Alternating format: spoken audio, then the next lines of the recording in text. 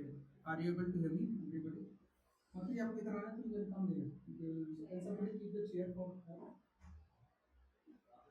Hare Krishna. Please.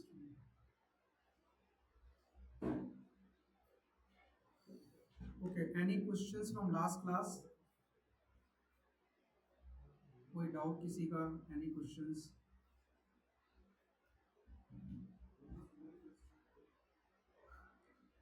वो जगह नहीं है इसलिए वो टकराएगा पीछे वाला, इसलिए रखा है।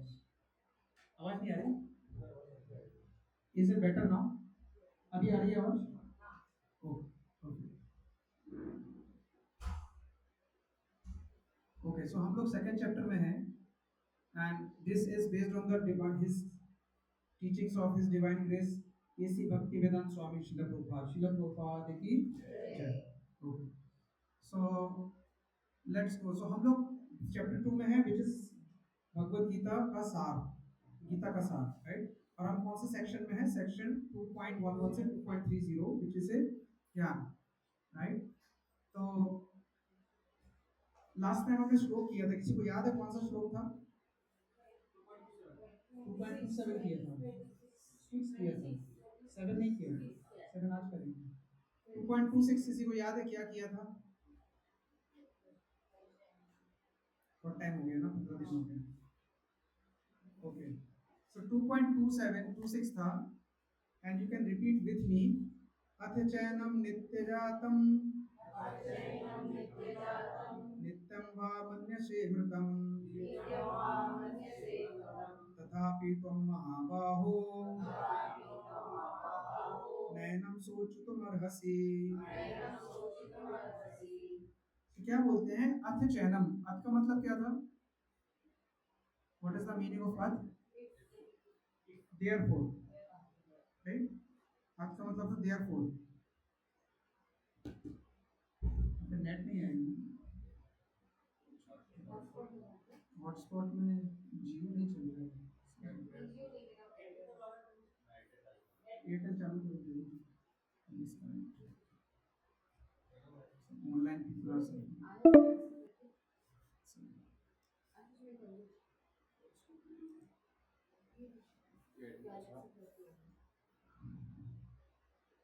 Galaxy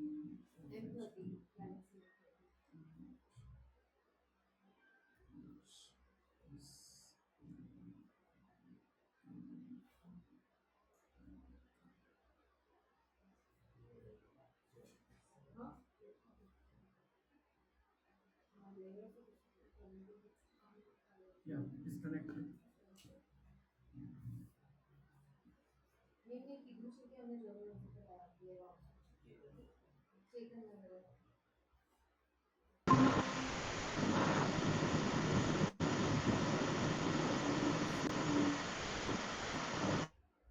Yeah, now I think people could hear पहले मिनट आ गया था। सो हम लोगों ने श्लोक किया था दैट वाज 2.26। तो इसमें अथ चैनम नित्य जातम, अथ का मतलब क्या था?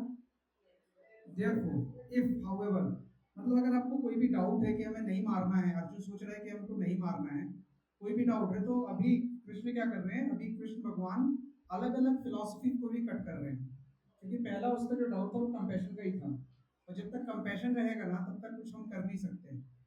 हम लोगों को अपने से भी बहुत कंपैशन होता है, दूसरों के अलावा। कंपैशन मतलब दया। जैसे अगर हमसे हमें किसी की बात का बुरा लग जाए तो हम जल्दी से माफ नहीं करते, लेकिन अगर हमारी बात का किसी को बुरा लग जाए तो हम सोचते हैं वो हमें जल्दी माफ कर दे, है ना, क्योंकि हमने सॉरी बोल दिया, हमें गलती भी महसूस हो रही है। तो वो जो कंपैशन है ना, जो रियल कंपैशन है ना, वो सिर्फ हम अपने लिए ही दिखाते हैं और अपने ऊपर ही दिखाते हैं। लेकिन जो रियल कंपैशन है, वो रियल कंपैशन क्या है? रियल कंपैशन है इस बात का एहसास होना कि मेरी ड्यूटी क्या है, और अगर मैं ड्यूटी नहीं कर रहा हूँ तो कंपैशन नहीं करना।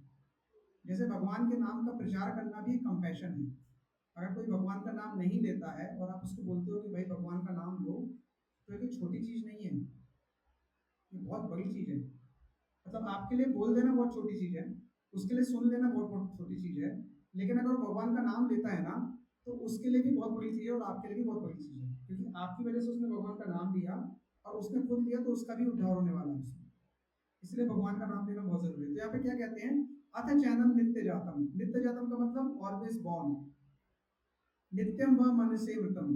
मतलब अगर तुम्हें लगता है कि आत्मा नाम की कोई चीज नहीं होती है, आत्मा जन्म लेती है और आत्मा मर जाती है, जैसे कई लोग कहते हैं ना भाई, किसने देखी अगली लाइफ, हम पता नहीं क्या बनेंगे, अभी इस लाइफ में एंजॉय कर लो, इस लाइफ में पैसे कमा लो, इस लाइफ में सारा भोग कर लो, अगली बार को तुम्हें पता नहीं।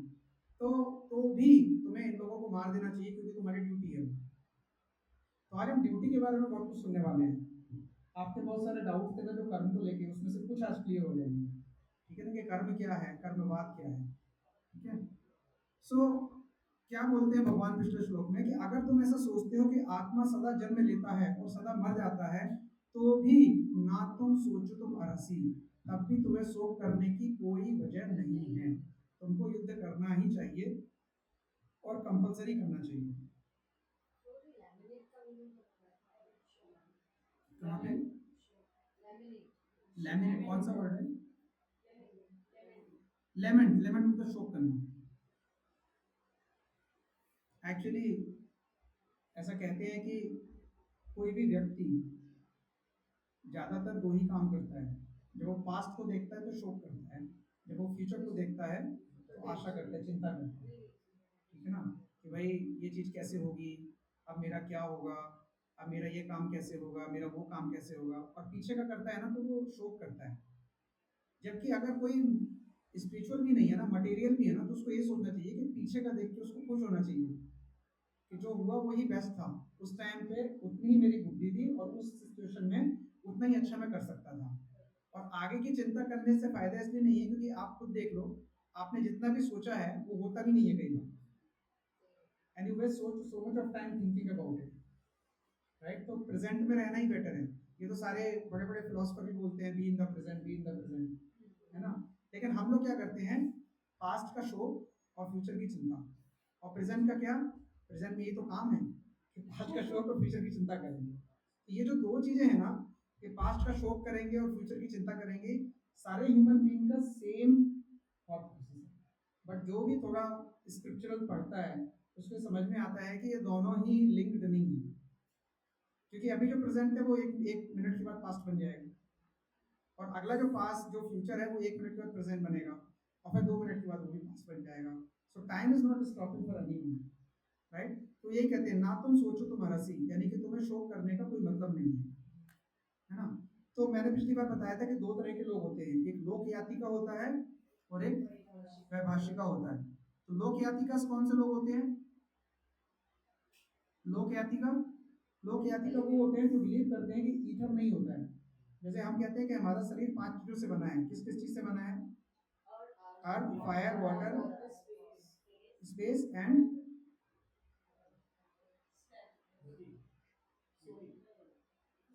अर्थ, water, fire, ether and space. Ether is a space, what is the fifth one? वो कहते हैं कि ईथर, स्पेस नाम की कोई चीज नहीं होती। मतलब स्पेस क्या है, स्पेस तो हमें दिखता भी नहीं है, तो स्पेस नहीं है, but we can know that ये शरीर जो है वो पंचभूत से बना है ना। तो उनके लिए अगर लोकयातिकास भी हैं और वैभाषिकास भी हैं, then also they they have to understand कि you can not escape fighting, you have to fight, that is the only thing that has to be done, right. Any questions, any doubt? है fifth element पांचों बताए ना मैंने अभी। Ether. सो सो अब आगे चलेंगे। आज के श्लोक में भगवान एक और थ्योरी ब्रेक करेंगे। हर एक श्लोक में एक थ्योरी ब्रेक होती है। You can repeat after me, text 2.27। जातस्य हि ध्रुवो मृत्युर् ध्रुवं जन्म मृतस्य च तस्मात् अपरिहार्यर्थे नातुं शोचितुमर्हसि। जातस्य हि ध्रुवो मृत्युर् ध्रुवं जन्म मृतस्य च तस्मात् अपरिहार्यर्थे नातुं शोचितुमर्हसि। जातस्य हि ध्रुवो मृत्युर् ध्रुवं जन्म तस्मात् अपरिहार्यर्थे नातुं शोचितुमर्हसि। Okay. Any Prabhuji's?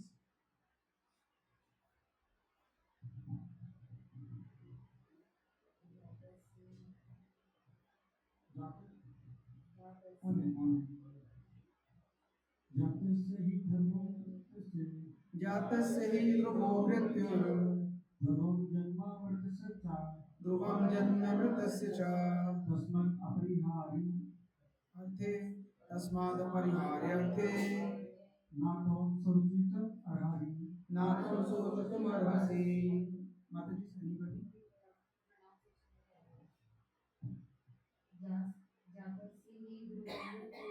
जातस्य हि ध्रुवो मृत्युर् ध्रुवं जन्म मृतस्य च तस्माद् अपरिहार्यर्थे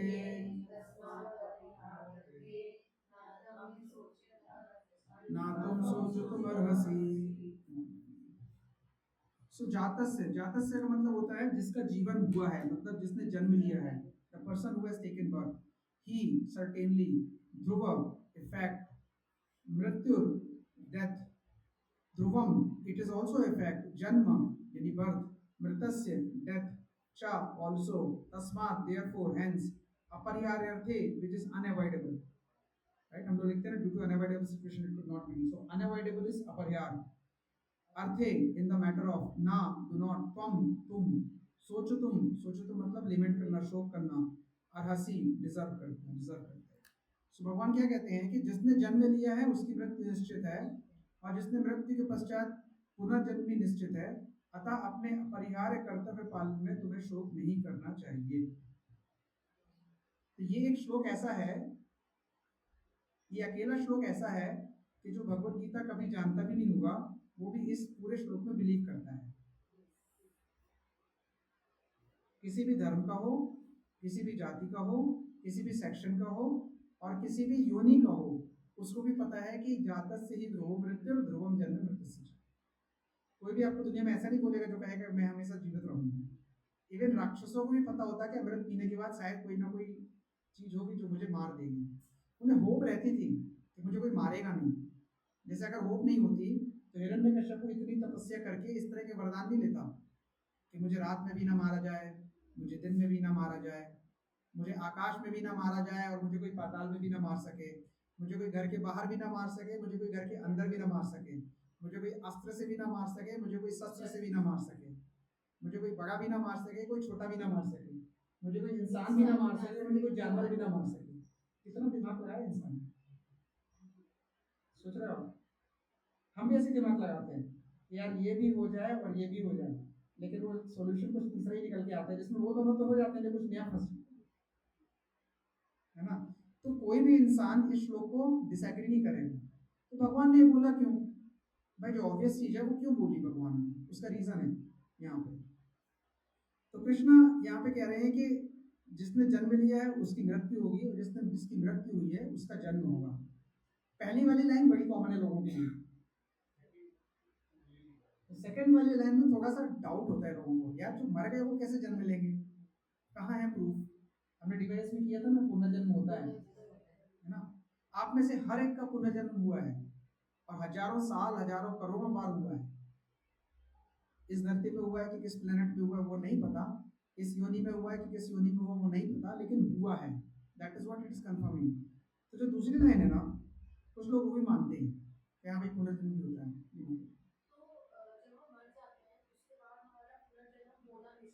यस।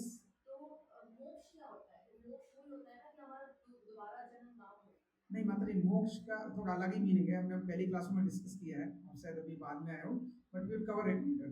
बट अभी ये मान के चलते हैं कि जिसका जन्म हुआ है उसकी मृत्यु होगी, जिसका मृत्यु है उसका जन्म होगी। नहीं वो आपके ऊपर है, आपके कर्मों के ऊपर है, आपके ऊपर है। कर्म से भी कुछ आगे की चीजें वो भी आज सुनेंगे क्या होती है, बट वो आपके ऊपर। Every individual has their own way of living life and even getting death and again giving life, getting. You are in full your control, that is what God gives you freedom. Okay, जैसे जब बच्चा कुछ जिद करता है ना तो हम फ्रीडम दे देते हैं, कर लो जो करना है, लेकिन उसको पता होता है माँ बाप को कि ये कुछ भी करेगा फिर भी मेरे कंट्रोल में ही रहेगा। वो माँ बाप का इल्यूजन होता है। बच्चे का भी इल्यूजन होता है कि मुझे फ्रीडम मिल गई, लेकिन उसके एक्चुअली फ्रीडम मिली नहीं होती। और हम दोनों को लगता है कि हम दोनों फ्रीडम में हैं, लेकिन एक्चुअली दोनों को भी फ्रीडम नहीं होती, क्योंकि नेचर ऊपर बैठा हुआ है। नेचर को भी लगता है कि हम फ्रीडम में हैं, लेकिन भगवान ऊपर बैठे हुए हैं। सो वो लगता है लेकिन होता नहीं वैसे, है ना। अगर हमें फ्रीडम होती तो हम कुछ भी कर सकते ना, बट हम कुछ नहीं कर सकते। हमारे कंट्रोल में बहुत लिमिटेड चीज़ें हैं। अगर आपको भूख लगी और आपको खाना दे दें 4 रोटी, और अब आपको 40 की जगह 4 रोटी की जगह 40 रोटी रख दें, तो आप खा सकते हो। आपकी लिमिट है ना, राइट। अगर आपको रनिंग करनी है तो आपको जो बॉडी मिली है उससे आप लिमिट तक ही रन कर सकते हैं। उसके बाद आपको हाफी आएगी, और दौड़ाएंगे तो हो सकता है आपकी तबीयत खराब हो जाए, उसके बाद भी दौड़ाएंगे तो हो सकता है हार्ट अटैक आ जाए, राइट। और भी दौड़ाएंगे तो हार्ट अटैक इतना फैटल हो सकता है कि जान भी चली जाए, right. Everybody has a limit in anything. यहाँ जो संसार में हम रहे हैं ना, हम लिमिट्स के अंदर, लिमिट्स क्रॉस नहीं कर सकते। ओके, तो हम will discuss more about these things. So he is talking about some confuse people. Confuse people कौन से हैं? यानी कि you do not understand anything other than birth and death, यानी उनको पता है मृत्यु और जन्म के अलावा कुछ होता नहीं। तो ऐसे लोग कौन से होते हैं? तो आपने बहुत सारे लोगों से सुना होगा कि man is the maker of his own destiny.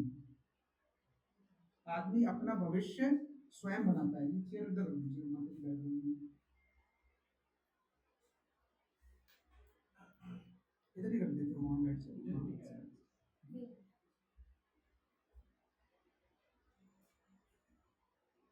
आपको स्क्रीन नहीं दिखेगा माता जी,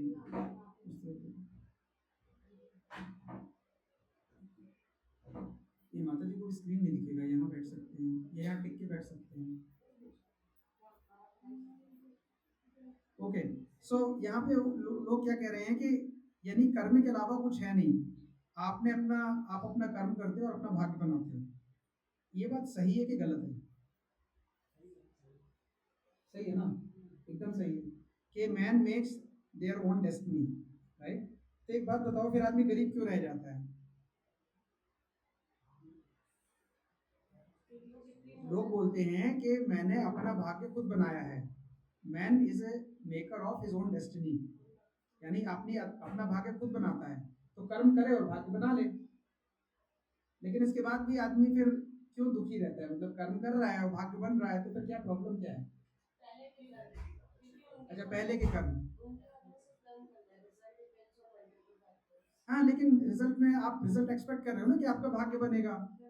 तो ये लाइन सही है कि गलत है? Man is a maker of his own destiny. Partially correct है। कितना पार्शियल है? कैसे पार्शियल है? नहीं, इस श्लोक में बहुत कुछ छिपा हुआ है। इसी श्लोक में प्रारब्ध क्या होते हैं?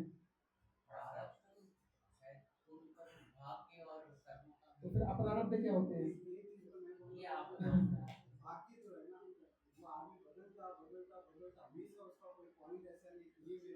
आपने बोला भाग्य आदमी बदलता है, ठीक होता है, बट जब वो बदलता है नहीं नहीं, ये तो प्रभु जी बोल रहे हैं कि भाग्य बदलता है आदमी अपने कर्म करके, वो अपने हिसाब से और आगे और आगे और आगे और आगे वो उस तरह से काम करता रहता है, लेते ही रहता है। अगर सक्सेस मिल जाए तो और आगे सक्सेस मिले, अगर सक्सेस मिले तो और आगे, वो तो लालच है उसका, है ना। आगे सब भी उस लालच से ही जुड़ा और वो क्या चाहता है। अच्छा, भाग्य का मतलब क्या होता है? भाग्य का मतलब ये होता है कि जो आपने सोचा नहीं था आपको मिल गया। क्योंकि अगर आप काम करते हो पैसे मिलते तो आप सोचते हो तो मेरी मेहनत का फल है, और जो आपने किया नहीं किया उसमें कुछ मिल गया, अरे यार ये मेरा लक अच्छा था। इंसान ऐसे समझता है, शास्त्र ऐसे नहीं समझाते। शास्त्र में भाग्य की डेफिनेशन अलग है। शास्त्र बोलते हैं वैसा, लेकिन हम भाग्य को कैसे समझते हैं? नहीं, दैट इज कर्मा। अगर मैं ऑफिस जा रहा हूँ, मुझे तनख्वाह मिल रही है, या मेरी फैक्ट्री है, मुझे बिजनेस आ रहा है, और मैंने किसी को फोन किया कि भाई ये चीज मेरे से खरीदो, मेरी दुकान है, और उसने खरीद ली, तब आप भाग्य नहीं मानोगे। आप मानोगे मेरे कर्म थे, मैंने दुकान खोली, मेरा मेहनत था, मैंने कॉल किया, उसने सामान खरीदा, बात खत्म हो गई। इतना ही ना। हम तो ऐसे सोचते हैं, पब्लिक तो ऐसे सोचती है ना कि हमने कर्म किया, हमें फल मिला, तो भाग्य कहाँ गया? भाग्य तब होता है कि जब मैंने फोन नहीं किया और अचानक से मुझे इतना बड़ा डील आ गया, यार मेरी लक अच्छा था, मुझे बहुत खुशी हो गई। या कोई इंटरव्यू दे रहे थे, आपकी तैयारी नहीं थी और आपका राउंड निकल गया या आपकी जॉब लग गई, अरे यार किस्मत नहीं थी लेकिन शायद आज किस्मत जग गई और मेरा हो गया। आदमी समझता है भाग्य को कि अगर उसके क्षेत्र, कार्य क्षेत्र और अधिकार क्षेत्र में कुछ नहीं था और उसको कोई अपेक्षा नहीं थी और उसको वो चीज मिल गई तो उसका भाग्य है। ऐसे समझते हैं ना लोग भाग्य को, है ना। और आप भाग्य को यही समझते हो और कर्म को क्या समझते हो कि मैंने कर्म किया और मुझे फल मिल गया। लेकिन एक्चुअली में जो आपको अभी फल मिल रहा है ना, वो आपके कर्मों का ही रिजल्ट है, लेकिन आपको नहीं पता कि वो अभी के कर्म है कि पुराने कर्म है। और जो अचानक से आपको मिल गया ना, वो भी आपके कितने पुराने कर्म है आपको नहीं पता, लेकिन वो आपके कर्म ही हैं, आपके ही कर्म है। लेकिन ये भी स्टेटमेंट पार्शियल ट्रू है, ये पूरी तरह ट्रू नहीं है। बैठे हुए तो भगवान यहाँ पे क्या बताते हैं कि जिन लोगों को लगता है कि वो लोग जीते हैं और मर जाते हैं, ठीक, उन लोगों को भी क्या करना चाहिए, अपनी ड्यूटीज पूरी करनी चाहिए। राइट, जो लोग सोचते हैं जाता से ही ध्रुव वृत्त और ध्रुवम जन्म वृत्त से चा, उनको भी अपनी ड्यूटीज ना पूरी करनी चाहिए। राइट, सो हमको ना ये जो कर्मा का बिजनेस है ना, ये थोड़ा समझना पड़ेगा। सिर्फ इस श्लोक के लिए हम डीप नहीं जाएंगे, डीप हम जाएंगे जब हम third fourth chapter fifth chapter में आएंगे, क्योंकि वहां पे कर्म संन्यास डिटेल में। राइट, हाँ आएगा, भी आएगा। हमारे लिए भाग्य का मतलब हम ये समझना चाहिए कि जो भी हमें मिल रहा है वो हमारे कर्मों का ही फल है। हमें ही नहीं पता है कि कौन से कर्म का हमारा ही फल है, ठीक है, बट हमारे कर्म का ही फल है अभी के लिए। राइट, तो जब कोई भगवत गीता किसी को बोलो ना कि पढ़ लो, तो ज्यादातर लोग सबसे पहले क्या ज्ञान देते हैं उल्टा, कि भगवत गीता में कुछ नहीं है, भगवत गीता में इतना ही लिखा है कि कर्म करते रहो, फल की इच्छा मत करो। हमने भी जब भगवत गीता पढ़ने से पहले ऐसे सोचा था ना कि भगवत गीता इतना ही बोलती है, लेकिन भगवत गीता इसके अलावा भी बहुत कुछ बोलती है। ठीक है, तो भगवत गीता कर्मा के बियॉन्ड है। कर्मा इज द लोवेस्ट रंग ऑफ द लेडर, सीढ़ी का सबसे नीचे वाला भाग कर्म है, हमें भी वही नहीं पता। और उस सीढ़ी में बहुत सारे स्टेप्स हैं, और माता जी वो जो आप मोक्ष पूछ रही थी ना, वो कुछ स्टेप्स के बाद आएगा, और उसके आगे भी बहुत कुछ है जो भगवत गीता बताएगी। ओके, तो अभी हम कर्म पर फोकस करते हैं। तो कर्म जो दिखता है ना इतना इजी नहीं है, कर्म is a very complex theory. ठीक है, तो एक श्लोक पढ़ते हैं, उस श्लोक से थोड़ा सा आपको आइडिया लगेगा, and you can repeat after me, it's amazing श्लोक। ठीक है, चैप्टर 4 में आएगा, 17 नंबर है, 4.17, बट हम अभी थोड़ा समझेंगे इसको। कर्मणो अपि बोधव्यम, बोधव्यम च विकर्मणः, अकर्मणश्च बोधव्यम, गहना कर्मणो गतिः। कर्मणो अपि बोधव्यम, बोधव्यम च विकर्मणः, अकर्मणश्च बोधव्यम, गहना कर्मणो गतिः। कर्मणो अपि बोधव्यम, बोधव्यम च विकर्मणः,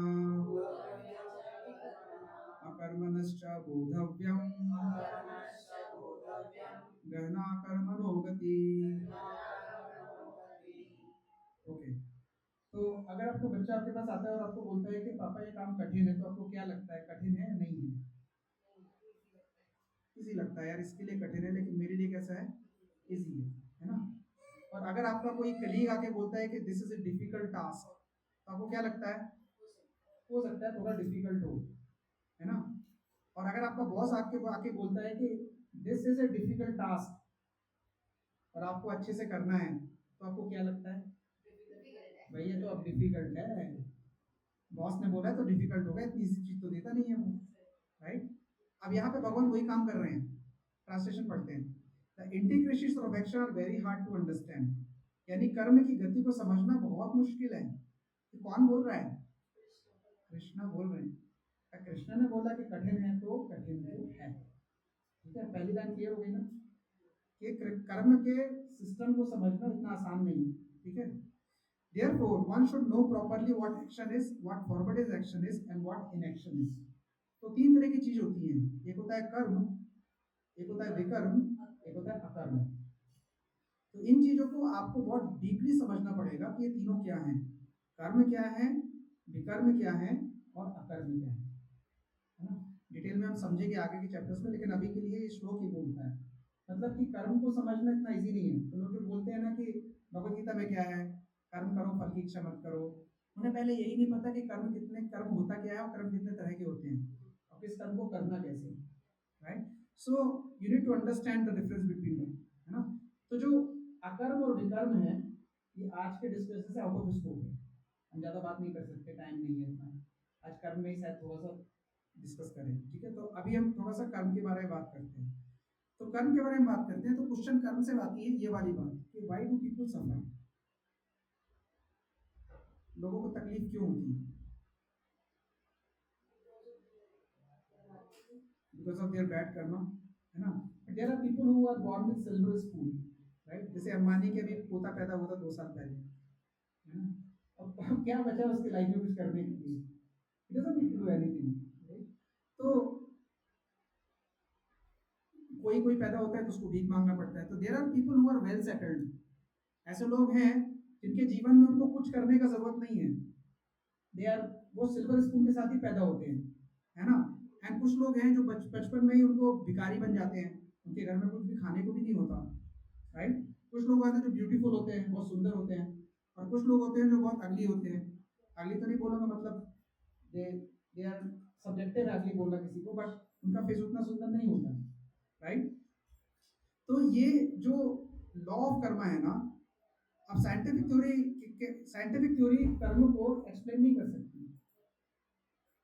अगर साइंटिफिक थ्योरी से पूछा जाए कि ऐसा क्यों हो रहा है कि कोई अमीर है और कोई गरीब है, या कोई सुंदर है और कोई इतना सुंदर नहीं है, एक्सप्लेन इट, तो वो नहीं कर पाएंगे ना, क्योंकि वो तो पुनर्जन्म में विश्वास करते नहीं है। और पुनर्जन्म और कर्म का रिलेशन भी है, क्योंकि कर्म पूरे नहीं होंगे तो उनको पूरा कैसे होगा, और अगर पूरे नहीं हुए तो आपको जन्म लेना पड़ेगा। आप समझ रहे हो कि किस तरह कहानी फंसी सी हुई है। अब जो आदमी सोल को नहीं मानता, वो कर्म को मानता है।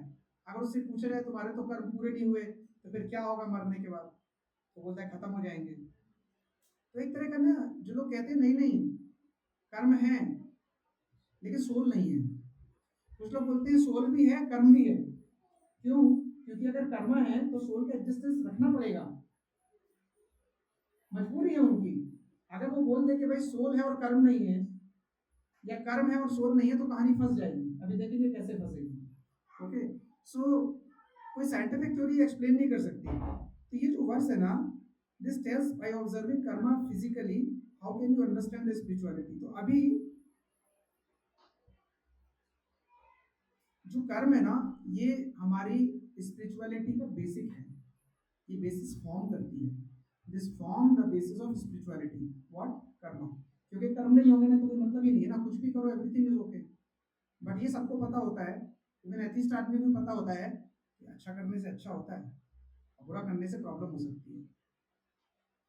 जो उस भगवान को नहीं मानता, सोल को भी नहीं मानता, उसको भी ये बात तो पता होती है कि रेड लाइट जंप करोगे तो 1000 रुपए का चालान कटेगा, हेलमेट नहीं लगाओगे एक्सीडेंट होगा, चोट लगेगी, दर्द होगा, ये उसको भी पता होता है। मतलब हर जीव को, हर मनुष्य को ये बात पता है, वो मानता है, राइट। चलो आगे चलते हैं। तो जो लॉस ऑफ कर्मा है ना, एक वर्स है 8.3, उसमें क्या लिखा हुआ है कि when the living entity is in the consciousness, in material consciousness, he has to take various bodies on the material world। इसका मतलब क्या हुआ कि जब हम मटेरियल कॉन्शियसनेस में रहते हैं कि ये मेरा घर है, ये मेरे बच्चे हैं, ये मेरा जॉब है, ये मैं हूँ, ये मेरा सामान है, राइट, ये मेरे पैसे हैं, ये मेरा दुख है, ये मेरा सुख है, ये सब मटेरियल कॉन्शियसनेस है। जब जब तक आप इसमें रहते हो, आपको जन्म और मृत्यु में आते रहना पड़ता है, आपको बॉडीज लेते रहनी पड़ती है। दैट इज कॉल्ड कर्मा और very creation of the force of material consciousness. So Prabhupada बताते हैं कि आपको कैसे अलग अलग कर्म, अलग अलग जन्म लेने पड़ते हैं, राइट। और जो इस नियम को नहीं समझते, उनको, जिनको ये स्पिरिचुअलिटी नहीं समझ में आती, उनके लिए फोर्स हो जाता है कि they have to take again and again birth, right. लेकिन ये चीज एक स्पेशल टाइप के लोगों के लिए एप्लीकेबल नहीं है। और वो कौन है? Who are surrendered to God, जो भगवान के शरणागत है, उनके लिए ये लॉस एप्लीकेबल नहीं है। They are beyond this law of karma, right. तो लॉ ऑफ कर्मा सिंपल है कि भाई आपने जो किया है वो आपको भोगना पड़ेगा, सिंपल है। आप अच्छा काम करोगे अच्छा आएगा, खराब काम करोगे खराब आएगा, है ना। तो फिर गुड और बैड कर्मा क्या होते हैं? ठीक है, तो इसको समझते हैं थोड़ा गुड और बैड कर्मा क्या होता है। तो ये कुछ लोगों के लिए रिवीजन हो सकता है क्योंकि ये चीज़ हमने पहले भी डिस्कस करी है ना। So we have this all this slides we can see earlier also. तो जैसे बैंक पे जाते हो तो बैंक में क्या करते हो, पैसे जमा करते हो ना। तो बैंक में क्या होता है, आपने कुछ जमा किया तो आपके अकाउंट में क्या होता है, क्रेडिट। फिर आपने कुछ एटीएम से पैसे निकाल लिए तो क्या हो जाता है, डेबिट। और आपको क्या बचता है, बैलेंस। ये कर्म भी कुछ ऐसे ही है, लेकिन इसमें कैंसल आउट नहीं होता कुछ। यानी कि आपके अच्छे कर्म भी ऐड हो जाते हैं, बुरे भी होते रहते हैं, लेकिन कैंसिल नहीं होता। जैसे बैंक में कैंसिल हो जाता है ना, 100 रुपये जमा किए, 40 रुपये निकाल लिए तो आपके 60 रुपये बचे, 60 रुपीज बचते हैं, राइट। बैलेंस बचता है आपका। वो ये डिस्कस नहीं करते कि आपने कितने निकाले रखे, आप बैलेंस होता है। कर्म कैंसिल आउट नहीं होते। आपने अच्छा कर्म किया तो आपको वो अच्छे कर्म भुगतने पड़ेंगे, आपने खराब किया तो आपको खराब भुगतने पड़ेंगे। ये कर्म है ना।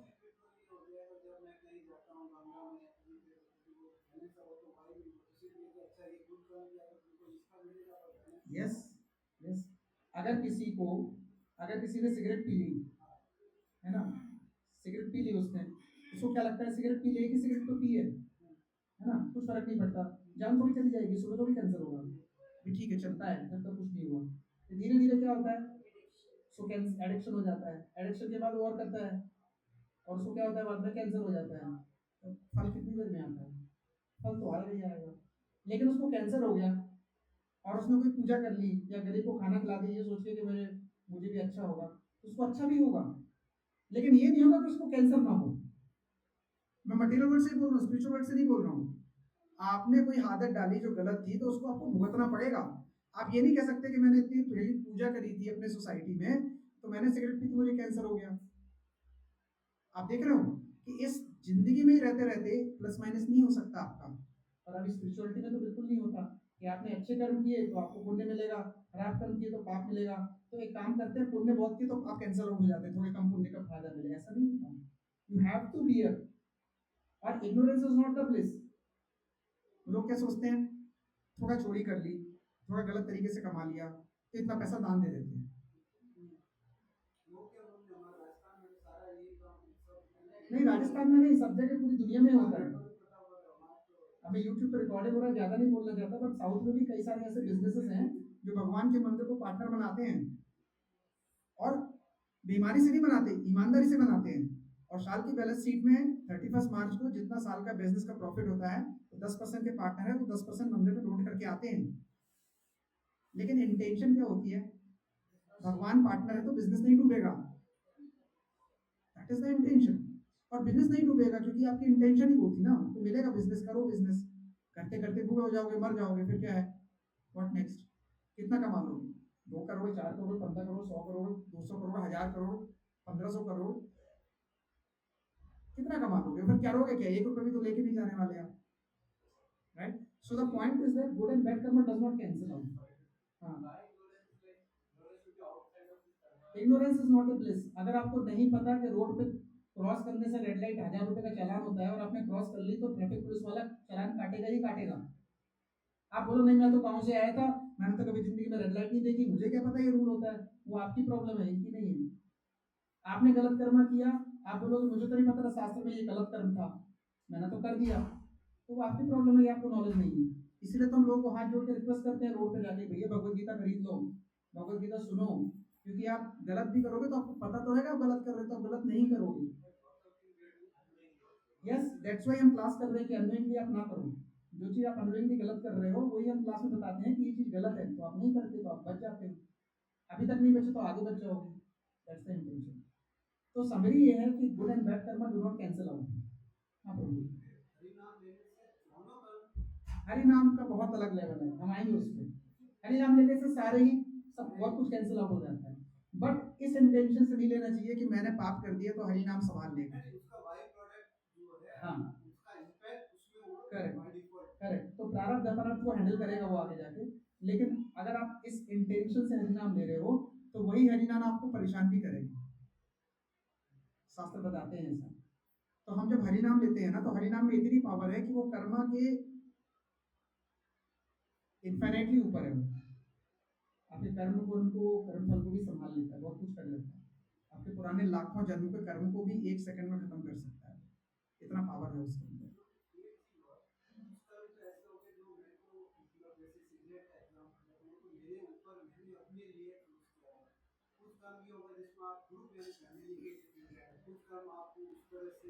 आएंगे प्रभु जी, आएंगे, इसके ऊपर आएंगे।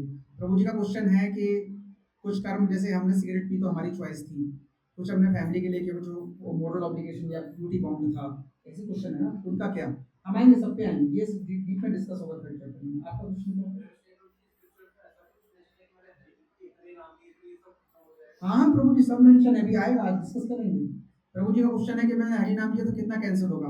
15 कर्मा, 20 कर्मा, 500 कर्मा, 2000 कर्मा, सारे जन के कर्मा, या किस किस जन के कर्मा?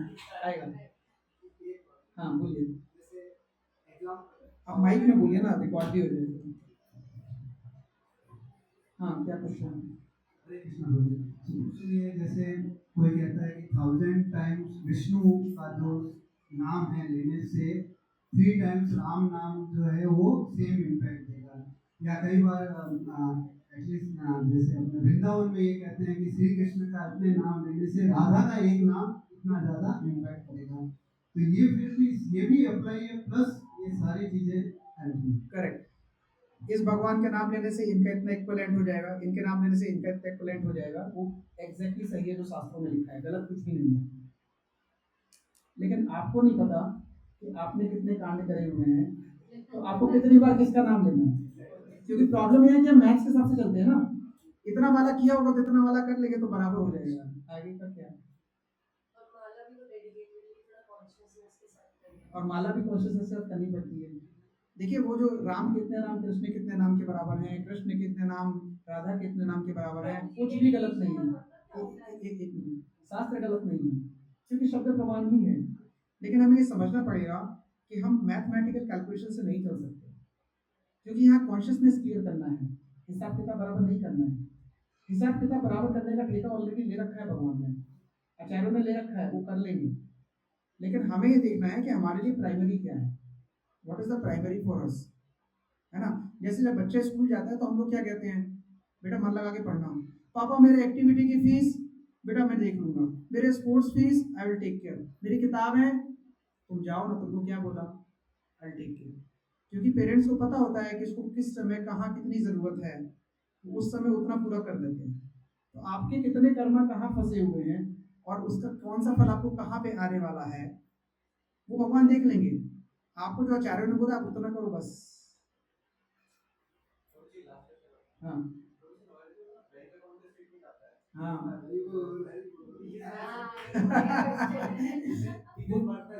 प्रभु जी का क्वेश्चन है कि हमारे बैंक अकाउंट्स का स्टेटमेंट तो आ जाता है, तो हमें पता चल जाता है कि हमारा लोन कितना है, कितनी मेहनत करेंगे तो बिल चुकाएंगे कि नहीं चुकाएंगे, कितने पैसे बचे हैं तो पेंशन चल पाएगी कि नहीं चल पाएगी, है ना, यही क्वेश्चन है ना। लेकिन हमारे कर्मों का अकाउंट कहाँ है? प्रभु जी, अगर आपको भगवान कर्मों का अकाउंट दे दोगे ना, दे देंगे ना, आप डिप्रेस नहीं होगे, आप कुछ कर ही नहीं पाओगे, क्योंकि हमारे कर्मों का अकाउंट बहुत खराब है। हम सबके कर्मों का अकाउंट बहुत खराब है, इसका सीधा सा प्रूफ है कि हम यहीं पे हैं जिंदा। पुनरपि जन्मम पुनरपि मरणम पुनरपि जननी जठरे सहनम, बोलते हैं शंकराचार्य अपने भज गोविंदम में कि आप जिंदा हो, ये इस बात का प्रूफ है कि आप फ्री नहीं हुए, और आप फ्री नहीं हुए हो ये इस बात का प्रूफ है कि आपके कर्म अच्छे नहीं है, और आपके कर्म अच्छे नहीं है तो ये जान के आप कितने अच्छे नहीं है, आप फंसने ही वाले हो। अगर आपको पता चल जाए कि आप पिछले जन्म में क्या करते थे या बचपन में क्या करते थे, तो शायद आप शर्म से ही मर जाओगे या दुख से ही परेशान रहोगे। इसलिए भगवान ही मेमोरी रीसेट करते हैं और वो स्टेटमेंट नहीं देते आपको। आप अपने बच्चों को भी बताते हो कि भाई तुम 3rd क्लास में थे, तुम 4th में पहुंच गई है, तुम्हारा बिल था पढ़ाई का। You ever say that? You never say that. और वो बड़े भी हो जाएंगे ना, कभी नहीं बोलोगे मैंने 20 लाख रुपए तुम्हारे 1st क्लास से 10th क्लास तक खर्च कर दिया और तुम हिंदी में इतने कम मार्क्स लेके आए। हिंदी हमारी मातृभाषा है, घर पे भी बोली जाती है, do you say that? Why? आप क्यों नहीं देते उनको उसका चिट्ठा? क्योंकि आपको पता है कि इसका फोकस कुछ और है और मुझे ये छोटी चीजों से मतलब नहीं होना चाहिए, इसको मेहनत करनी है। भगवान भी नहीं चाहते कि आपके कर्मों का हिसाब आप रखो, भगवान ही चाहते हैं कि आप उसको छोड़ दो, मैं वो सबकी टेक केयर करूंगा, जो आपके गुरु और आचार्य बोलते हैं आप वो करो। लेकिन अगर आपको वो हिसाब चाहिए, अगर आपकी ऐसी इच्छा है और अगर आप प्रे करोगे तो एक जन्म आपको ऐसा भी मिलेगा जहाँ पे आपको पता होगा कि आपके सारे जीवन पिछले जीवन में आपने क्या किया। लेकिन वो आपके लिए दुखदाई होगा, ये शास्त्र बोलते हैं, मैं नहीं बोलता। इसीलिए भगवान आपके जीवन का हिसाब आपको नहीं देते, और इसीलिए भगवान आपके इस जीवन की भी कई सारी चीजें आपको बुला देते हैं। आपको थोड़ी याद है कि 3 हफ्ते पहले आपने कौन से कलर की टी शर्ट पहनी थी? याद है क्या? नहीं याद है ना। 10 साल पहले इस संडे को कौन सा खाना, कौन सा क्या खाना खाया था? आपको पिछले हफ्ते का याद नहीं होगा। माता जी बताएगी तो आपको याद आएगा घर पे क्या बना था। हाँ? नहीं, माता जी की भी मेमोरी भी, देखिए मैं माता जी प्रभु जी में नहीं जा रहा हूँ, that was a joke, but कहने का मतलब ये है कि we have limited memory and we have limited capability, and हमें ये, हम एक्सेप्ट करें ना करें, सच्चाई यही है। आपको मैं एग्जांपल दे सकता हूँ जिससे आपको अपने आप ये चीज प्रूफ हो जाएगी आपके लिए, है ना। थोड़ा आगे चलते हैं, फिर हम और क्वेश्चंस लेंगे, ठीक है। तो आपके जो, हाँ माता जी, हाँ बोलिए, आप बोलिए। जैसे अभी आपने बोला कि हम डेडिकेटेड होके माला करते हैं, तो प्रभु जी से मुझे वो डेडिकेशन का मतलब माला कर रहे हैं हम, कोशिश करते हैं कि हम भगवान का जो मतलब है उसको अपनी आईज से मतलब कंसंट्रेशन होके करते हैं, बट मतलब फिर भी वो डेडिकेशन का क्या होता है कि जिससे कि वो अपराध ना लगे, मतलब ये सब चीजें। माता जी का क्वेश्चन है कि हम भगवान के नाम का जप करते हैं, माला करते हैं, और हमारा ध्यान नहीं लगता। कोई ऐसा है जिसके साथ ऐसा नहीं होता है?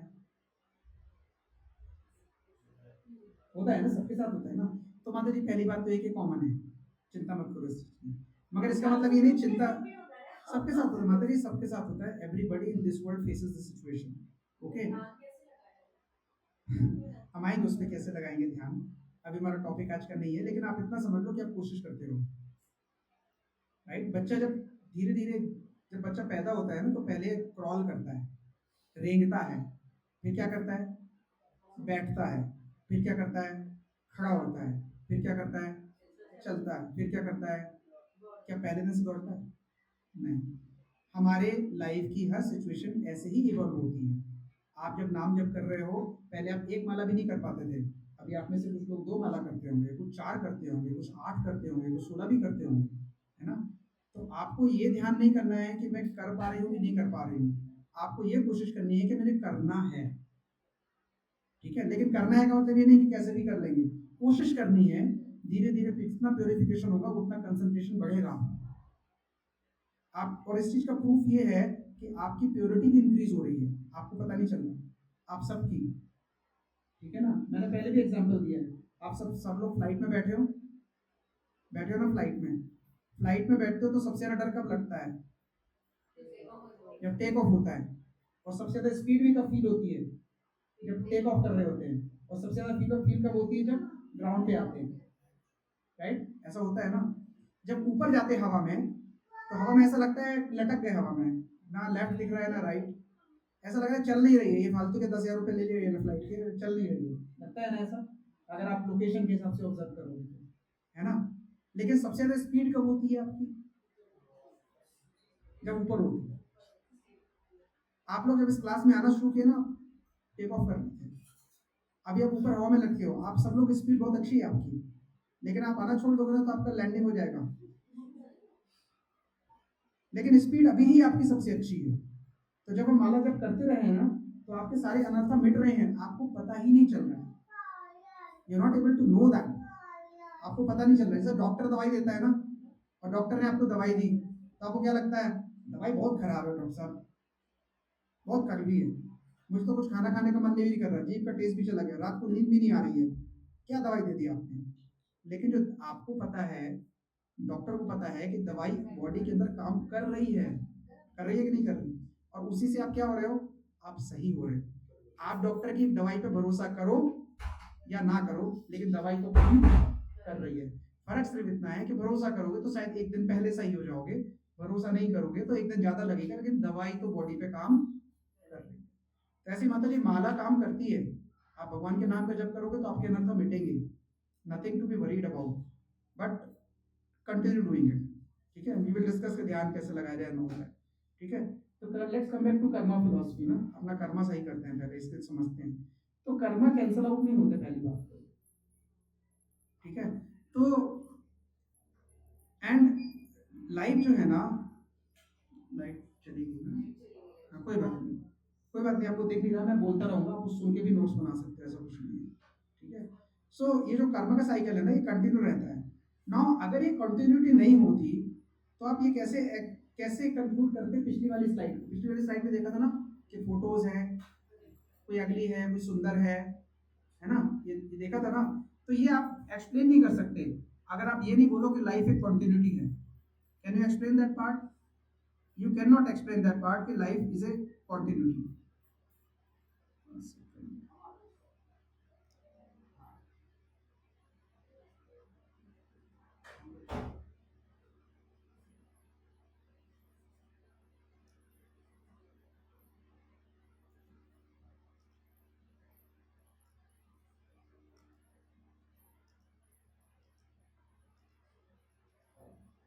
ओके, तो जो आपके कर्म है ना, पहली बात तो वो कभी कैंसिल आउट नहीं होते, और दूसरी बात ये है कि आपके जो लाइफ की कंटिन्यूटी है ना, ये इस बात पे रहती है कि आपको आपके कर्मों का रिजल्ट तो देखना ही पड़ेगा, आप बच नहीं सकते उससे, यू कैन नॉट एस्केप। आगे क्या?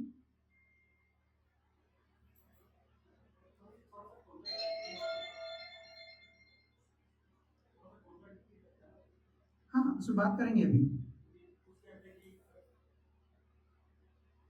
एक सेकंड मैं प्रोजेक्ट कर दूं। अभी आपको दिख रहा है? परफेक्ट। एक सेकंड।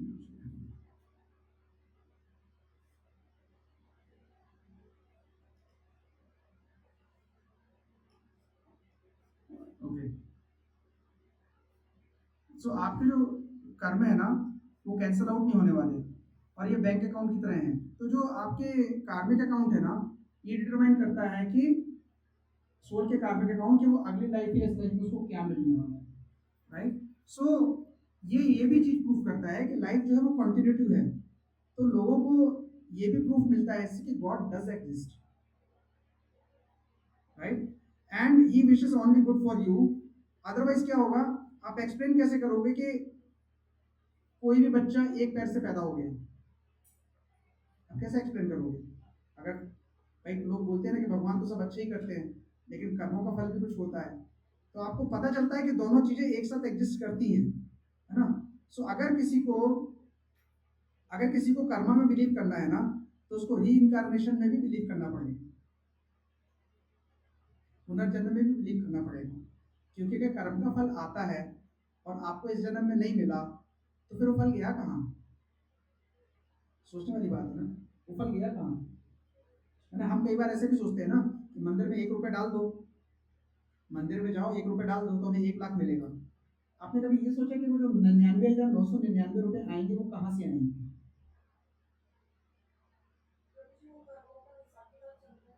तो हर आदमी 1 रुपये डाल के मिल जाए उसको 99,000 रुपये? नहीं मिलता ना, कुछ कुछ कोई मिलता है शायद, लेकिन हम लक पर ट्राई करते हैं। 10 रुपये डाल दो, 500 रुपये डाल दो, 10,000 रुपये डाल दो, भगवान पूरा करेंगे।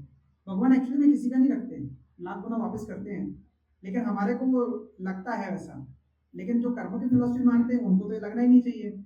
आपने 10 रुपये दिए तो आपको 10 रुपये मिल जाएंगे, 11 क्यों मिलेंगे भाई? है ना?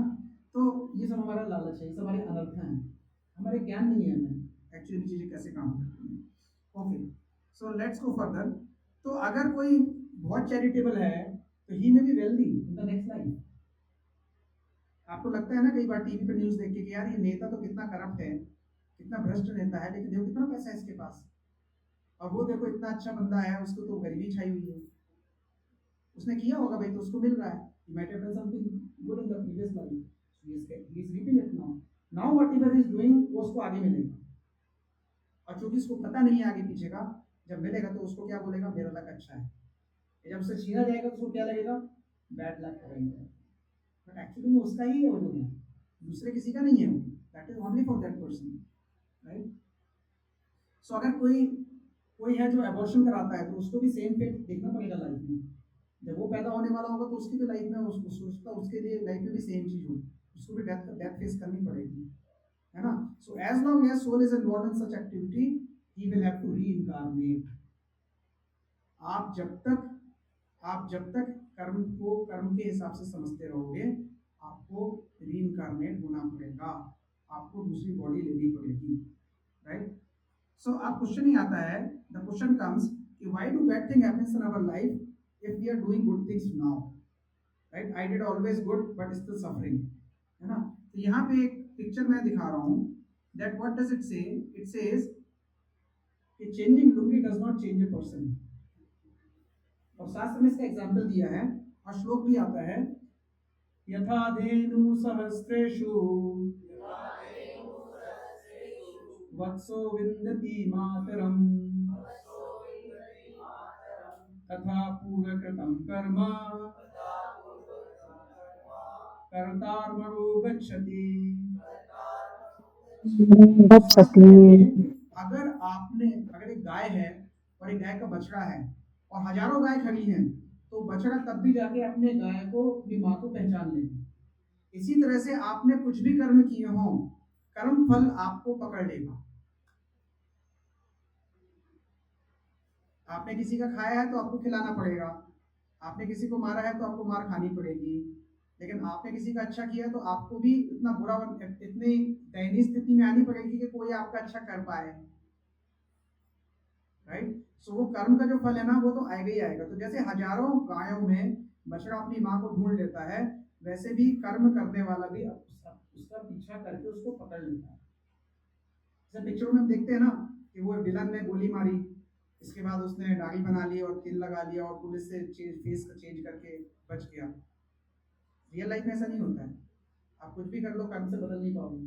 आप मर भी जाओगे, दूसरी बॉडी लोगे तो कर्म आपका पीछा करेगा, it will come back to you and you can never ever escape it,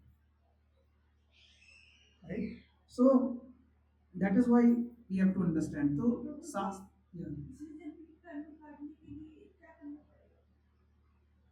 भगवान का नाम जपो माता जी, that is the best thing I can say. आपको पता नहीं ना कितने कर्म है आपके, आपको काटना कितना है, इसीलिए द थिंग इज गिवन के ABCDE, associate, book reading, chanting, eat prasadam and engage in service. अगर आप ये करते रहोगे सब कुछ कट जाएगा, नथिंग टू डू, ठीक है? सो एक फिलोसफी होती है, आपने देखा है गांव में बैरल ऑफ राइस, राइट? तो बैरल ऑफ राइस क्या होता है? ऊपर से डालते हैं, नीचे से आता है। ऐसे आजकल तो टंकियां आ गई हैं कई जगहों में, जैसे अनाज की टंकी रहती है ना? तो इसमें क्या होगा कि अगर मान लो आपने कोई फसल खराब चावल भर दिया और फिर आप उसके ऊपर अच्छा वाला चावल डाल रहे हो, लेकिन आपको खराब ही मिल रहा है, तो क्या कहोगे आप? यार मैं डाल तो अच्छा रहा हूँ लेकिन मिल खराब रहा है, तो क्या बोलोगे? तो मैंने कर्म तो अच्छे कर रहा हूँ लेकिन फल अच्छा नहीं आ रहा है। तो अभी चूंकि फल अच्छा नहीं आ रहा है क्योंकि आपके पुराने कर्म का फल आ रहा है, जब वो सारे एग्जॉस्ट हो जाएंगे तो आपको नए वाले भी आएंगे, है ना? तो डेथ की ड्यूरिंग क्या होता है? So many people bother that what will happen at the time of death, लेकिन एक्चुअली में ना हम लोग उसमें बहुत कम लोग सोचते हैं कि हम अभी क्या कर रहे हैं।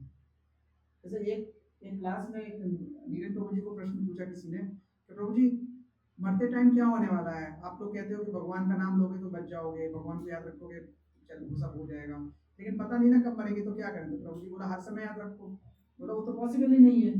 बोला है ना, प्रैक्टिस तो कर रहे हो ना, चैंटिंग कर रहे हो ना? बोले हाँ, और ज्यादा करो, it is the right thing to do. लेकिन वो पॉसिबल होगा कि नहीं होगा? तो मुझे कहा मैं गारंटी तो नहीं दे सकता, लेकिन आचार्य लेते हैं कि अगर ऐसा करोगे तो वैसा हो जाएगा, है ना? तो फिर वो और क्वेश्चन पूछने लगे, चिंता करने लगे। तो प्रभु जी ने पूछा कि आप मरने की चिंता कर रहे हो, लेकिन जब आप जिंदा हो तो आप कितना कर रहे हो, ये सोचो। अभी अगले 1 मिनट तो शायद आप जिंदा हो ना। बोले हाँ। प्रभु जी का नहीं, गारंटी नहीं है, लेकिन अगर आपको लगता है आप वो तो अभी कर सकते हो ना, तो अभी लो भगवान का नाम, क्या प्रॉब्लम है? आपको टैक्स नहीं देना, आपको पैसे नहीं लग रहे, आपको बिल नहीं देना, आपको कुछ नहीं लग रहा नाम लेने में। नाम लेने में तो सब मुंह लग रहा है, और अगर आप गूंगे हो तो भी आप नाम ले सकते हो, मन में ले लो, no problem. That is simple easy process है। सो हम लोग को क्या है कि भक्ति तीर्थ महाराज हैं, वो एक बार बता रहे थे कि एक he died by cancer. He was a great disciple of Prabhupada. एक बार वो बोलते हैं कि अपनी आंखें बंद करो और सोचो कि आप मरने वाले हो या आप मर गए हो, तो आप क्या सोचोगे जब आप मरने वाले हो? तो what will you expect from people? What will you expect from people? अगर मैं आपसे पूछूं कि what will you expect from people, अगर आप मरने वाले हो, डेथ बेड पे हो, तो तो आप क्या चाहोगे कि मरने के टाइम पे आपके आसपास कौन रहे? रिश्तेदार, घर वाले, बच्चे? मगर बताइए रिस्क है उसमें थोड़ा सा, आप फंस जाओगे मुंह में। अब आप बोलोगे भगवत गीता क्लास करी है तो हम तो चाहते हैं इनमें से कोई ना रहे मेरे पास, मैं डिटैच रहूं। भक्त रहे तो क्या करेगा भक्त रहे के साथ में? हरिनाम संकीर्तन करें। अब आप आंखें खोलोगे तो आपको लगता है कि आपने इतने इतने इतने डिवोटी केयर में अपना सेवा करी है कि आपके पास भक्त रहे। सोचने वाली बात है ना। महाराज कहते हैं कि अपनी आंखें बंद करो और सोचो कि आप मरने वाले हो तो आपके पास कौन आएगा और वो क्या करेगा। और फिर आपने सोच लिए तो आंखें खोलो और सोचो कि क्या ऐसे लोग हैं मेरे पास जो ऐसा करेंगे। अगर ऐसे लोग आपके पास नहीं है तो कोशिश करो लाइफ में कि ऐसे लोग बने। मैं माइक्रोसॉफ्ट में जॉब करता हूँ, बेवकूफ़ नहीं हूँ, मैं पागल नहीं हूँ, मुझे कोई पैसे नहीं मिलते इस काम के, लेकिन मैं भी यही काम कर रहा हूँ कि अगर मैं मरूँ तो मैं ये सोचूं कि भाई मेरे पास इतने लोग हों जो मेरे लिए हरिनाम कर दें, ताकि मैं हरिनाम करते करते मर जाऊँ। राइट, हमें भी ऐसे सोचना पड़ेगा। क्या हमारे अपने ग्रुप में कोई ऐसे डिवोटी हैं जो हमारे लिए भगवान का नाम ले जब हम मर रहे हों? मैं तो वही तैयारी कर रहा हूँ, आप करो ना करो, मैं तो इसीलिए क्लास ले रहा हूँ कि भाई मेरे लिए 4 लोग रहे जो हरिनाम लें। अगर बाहर के नहीं तो घर वाले लें, घर वाले नहीं तो बाहर वाले लें। राइट, तो मेन पॉइंट इज दिस कि हमको ये समझना पड़ेगा कि कर्म की थ्योरी है, सब कुछ है, but are we trying to do what Acharya says? Are we trying to do what Bhagavad Gita says? Are we trying to follow what we can improve in life? अगर हम सुधारने की कोशिश कर रहे हैं तो चिंता नहीं करनी चाहिए, we are on the right path. बच्चे के 19 नंबर आए हैं मैथ्स में ना 25 में से, और मन से पढ़ रहा है तो आपको एक भरोसा होता है कि यार अगली बार 20 आएंगे, उसके बाद 25 भी आएंगे, इट्स ओके, क्योंकि वो ग्रो करने की कोशिश कर रहा है। और आपको ये कॉन्फिडेंस होना चाहिए कि आप ग्रो करने की कोशिश कर रहे हो। लेकिन अगर क्लास नहीं करोगे, प्रसाद नहीं खाओगे, भगवान के नाम पे जप नहीं करोगे तो मुश्किल है, आप ग्रो नहीं करोगे, है ना। That is the most important part of understanding, है ना। तो यही चीज हमको समझनी पड़ेगी कि हम कैसे करें और क्या करें। राइट, अब कई बार बोलते हैं कि भाई प्रभु जी, ऐसे मैंने किसी ने बताया प्रभु जी, तो उनका अगला क्वेश्चन पता है क्या आया? प्रभु जी हमारी फैमिली तो भक्ति में नहीं है, हमारे प्रभु जी तो नहीं करते, या हमारी माता जी तो नहीं सुनती, या हमारे बच्चे तो सुनते कुछ नहीं करते, तो क्या करें? तो कोशिश करो ना, दिक्कत क्या है? आप करो ना, आप इंस्पायर कर सकते हो, आप फोर्स नहीं कर सकते किसी को, लेकिन आप इंस्पायर कर सकते हो। आपको देख के आपके घर वाले, आपके आसपास के लोग इंस्पायर हो सकते हैं कि यार ये कुछ कर रहा है, कुछ फायदा हो रहा है, मुझे भी होना चाहिए।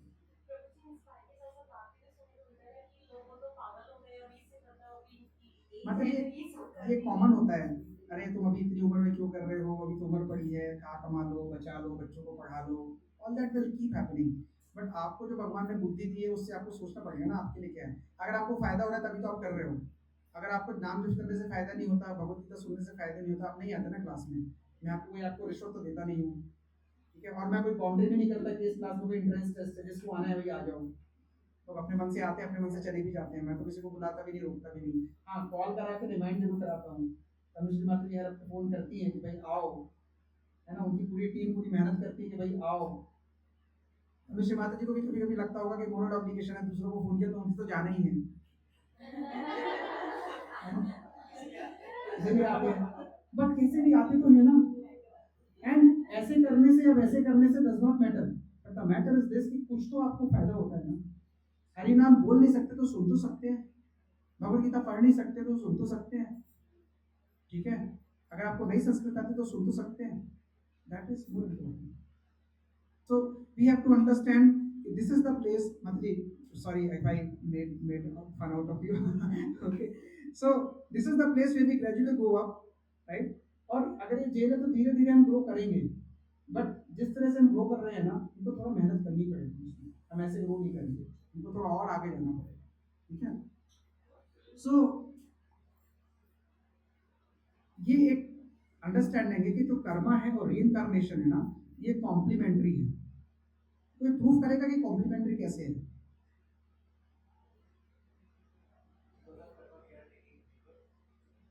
राइट, क्योंकि अगर अगर हम देखेंगे तो it makes us to believe that the life beyond karma is settled और क्रिएटेड, तो कॉन्टिन्यूटी तो है।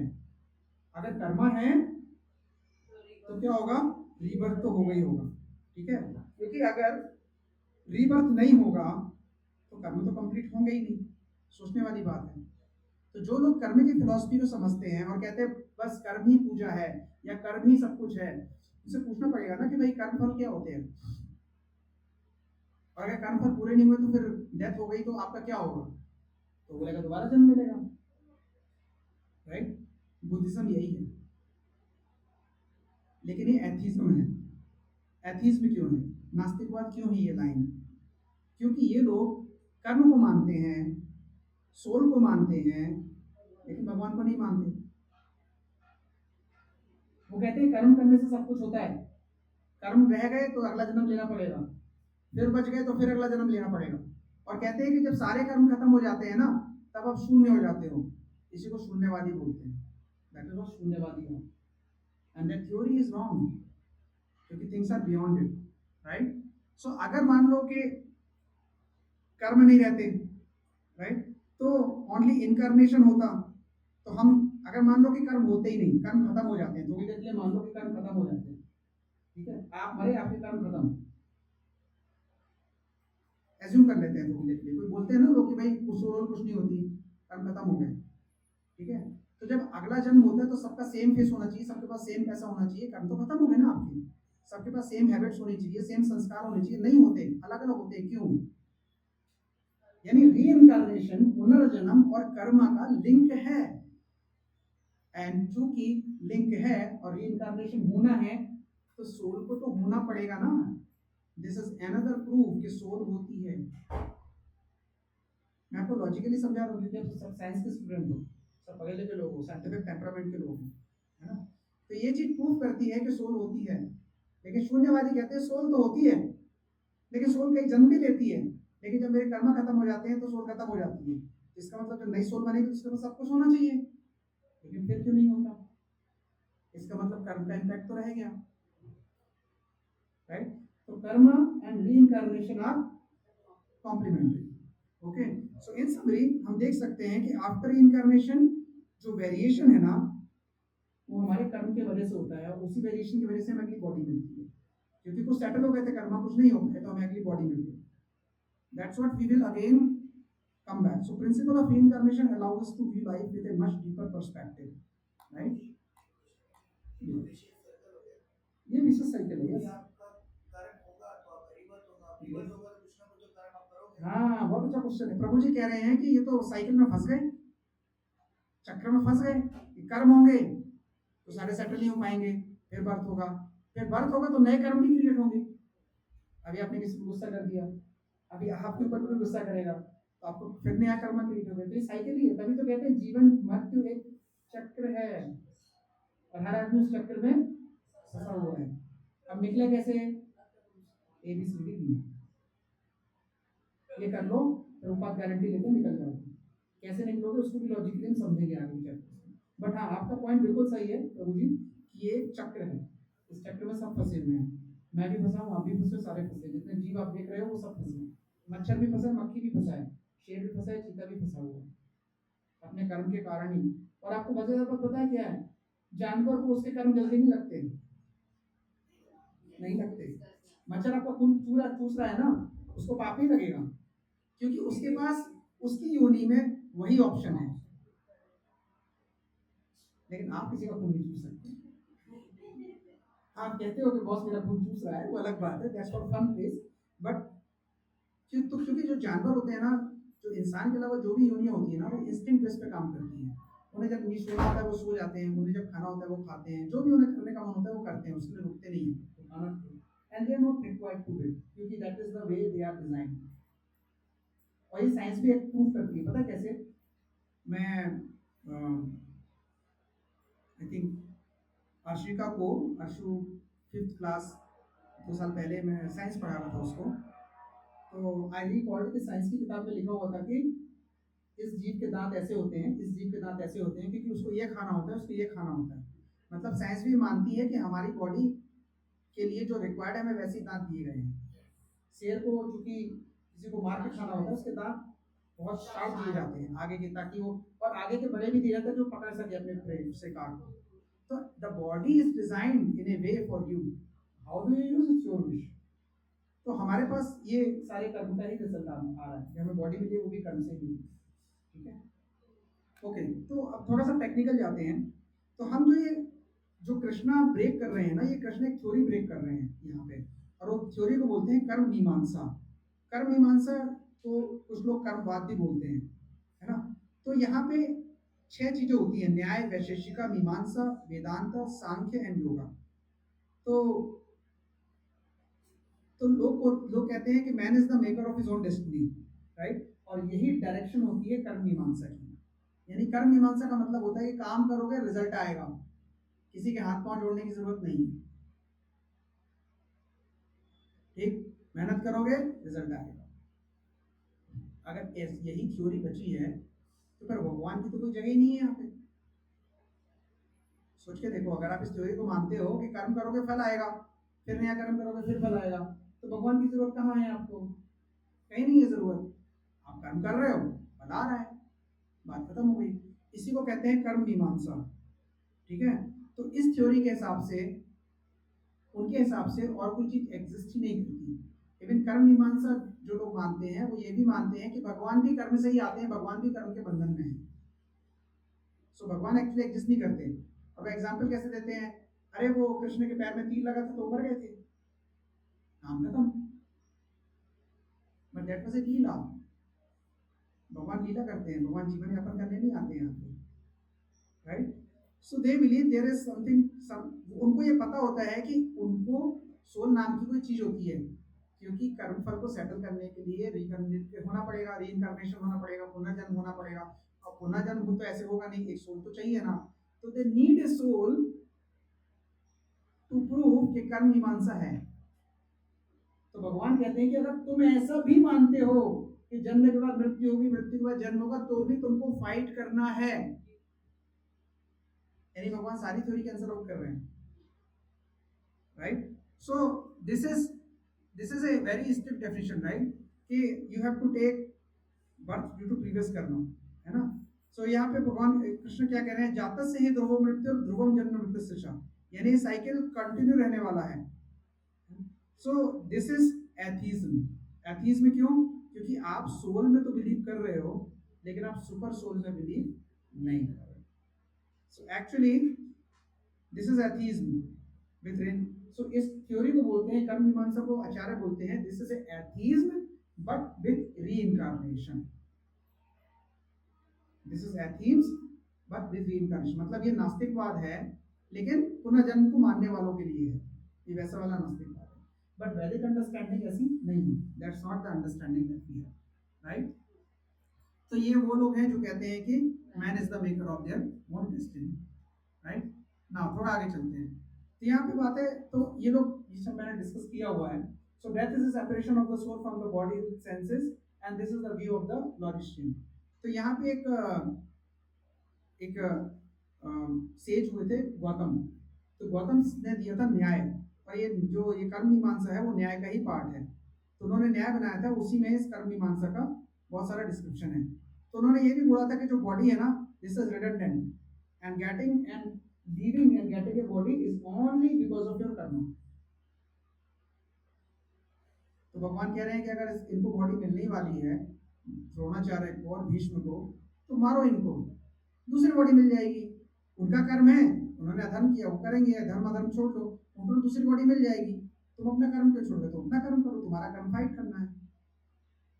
कुल मिलाकर वो ये चाहते हैं you can not leave your duty, you have to do your duty, ठीक है। चलो आगे चलते हैं। सो यहाँ पे क्या है कि कृष्णा इज एक्चुअली डिफीटिंग कर्मवाद। कर्मवाद के हिसाब से वो कह रहे हैं कि अगर आपको कर्मवादी है तो भी, even if you want to avoid fighting because you don't want to kill Bhishma Drona, right? By doing they will not escape death. तुम नहीं मारोगे तो ऐसा क्या मरने वाले नहीं है। जातक से ही ध्रुव मृत्यु और ध्रुवम जन्म मृत्यु से चाह, वो तो वैसे भी मरने वाले हैं। Then you have to go and fight, right? This does not mean us to resort to violence. अब ये भगवत गीता का श्लोक किसी को समझा दो, किसी अनपढ़ आदमी को, गंवार आदमी को या कम बुद्धि वाले को, वो क्या करेगा, किसी को भी मार देगा। भगवत गीता में लिखा है वैसे भी तुम मरने वाले थे, मार दिया तुमको क्या फर्क पड़ता है। तो भगवत गीता का ये श्लोक ये नहीं बोल रहा था कि हिंसा बढ़ाओ, किसी को भी जाके मार दो। इसीलिए भगवत गीता बहुत बुद्धिमान लोगों को ही बताई जाती है, आप सब हो, राइट। किसी की ड्यूटी है, that's why it is there, right. The question is कि on what authority is Arjun is going to fight, है ना। सो कृष्णा यहाँ पे क्या कर रहे हैं कि anyways they are going to die, so you go and fight, right. इसलिए भगवान कह रहे हैं कि लड़ो, but this verse is only for the right kind of people, जिन्हें बुद्धि है, जो समझ सकते हैं, उन्हीं के लिए ये वर्स है, सबके लिए वर्स नहीं है, राइट। सो हम जब अपनी एक्टिविटी करते हैं, अपने कर्मा करते हैं, तो क्या हम लिबरेट हो सकते हैं, क्या हम बाहर निकल सकते हैं? Can be achieve liberation by performing our activities? Question is this, yes or no? How many people say yes? 1 2 3 4 5 6 7, मतलब आप हाथ नहीं पूरा हाथ, हाँ 1 2 3 4 5 6 ओके। कितने लोगों को लगता है नहीं, नॉट नेसेसरी? 1 2 3 4 5 6 7, ये congratulations, both are right. Okay, so even in material world you can get liberated, and materially also you can do well, but the point is what is your authority to do that duty? अगर आपकी duty, अगर आपकी वो authority है duty करने की, then it is right, otherwise it is not right, right. अच्छा light आ गई है क्या? अब आ गई है।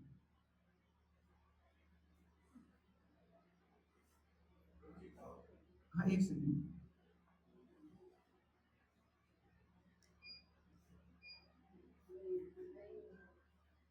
आपका डाउट मैं लेता हूँ, क्वेश्चंस लेता हूँ इससे, ये अगली स्लाइड के बाद लेते हैं, इसका डाउट है नेक्स्ट स्लाइड के बाद लेते हैं, ठीक है। सो जैसे कि इसमें कोई पैसे कमा के और दिखा रहा है और कोई मार रहा है, राइट।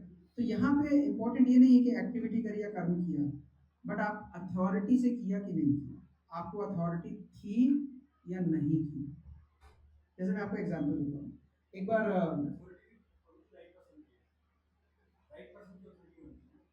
हाँ अथॉरिटी का मतलब ही राइट पर्सन होता है, रॉन्ग अथॉरिटी कुछ नहीं होता, रॉन्ग अथॉरिटी मतलब नो अथॉरिटी, अथॉरिटी का मतलब है, जैसे पानी का मतलब शुद्ध पानी होता है ना। जैसे मैं आपको बोलूँ पानी पीना है तो आप कहीं से भी नहीं लाओगे, आप जाके आरओ से ही लाओगे। हाँ तो वो अथॉरिटी, उसके पास भी अथॉरिटी है, टेररिस्ट को पैसे मिलते हैं मारने के लिए, फ्री में नहीं मारते, उसको भी कुछ बेनिफिट होता है। सो क्या बेनिफिट होता है वही जानता है, ठीक है, लेकिन उसको भी कुछ होता होगा तभी वो जाता है, राइट। सो अथॉरिटी का मतलब क्या होता है, तो हमने डिस्कस किया था, अथॉरिटी मतलब स्क्रिप्चुरल अथॉरिटी, राइट, गुरु साधु शास्त्र। तो ये स्लाइड प्रभुपाद ने एक दी है, और इसमें 2 एग्जांपल दिए हैं, कैशियर और by performance activity for the higher purpose and being detached from the result. जैसे कैशियर होता है, बैंक में कैशियर होता है, राइट। कैशियर क्या करता है, कैशियर को पता होता है मैं इतने सारे पैसे गिनूंगा, लेकिन सारे के सारे बैंक को जाने हैं, मुझे तो नहीं आने वाला।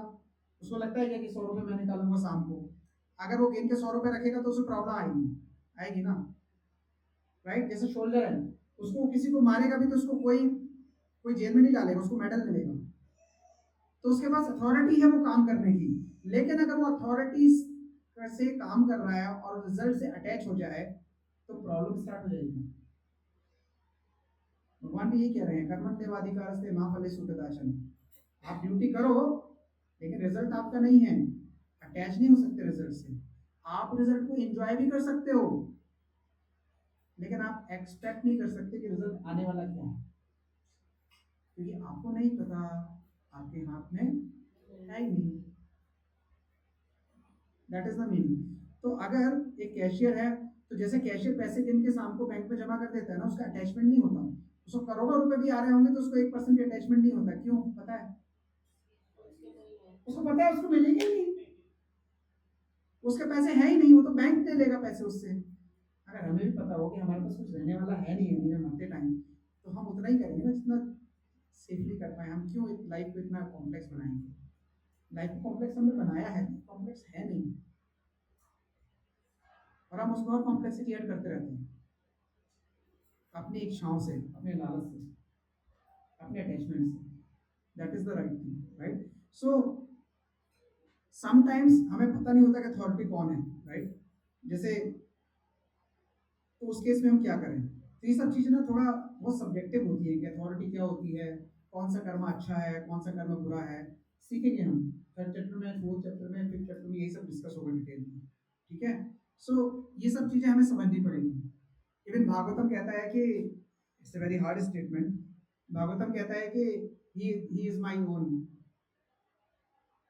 इस स्टेटमेंट भागवतम कहता है, अगर आप सुनते हो ना, he is my own, this is A skin disease.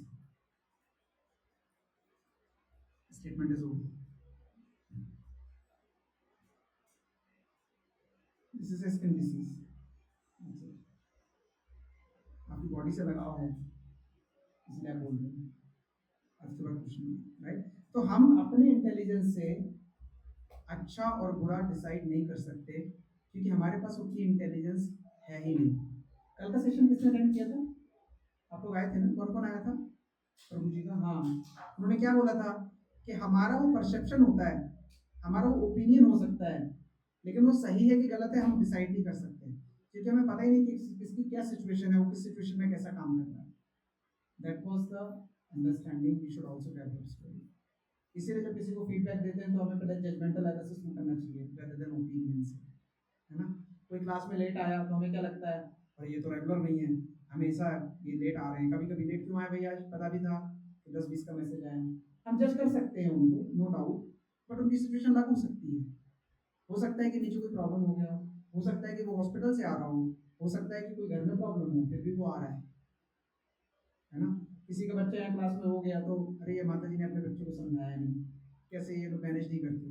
अरे भाई वो माता जी आ रही है बच्चे के साथ, ये छोटी चीज नहीं है, this is a very big thing that she is stretching out, right?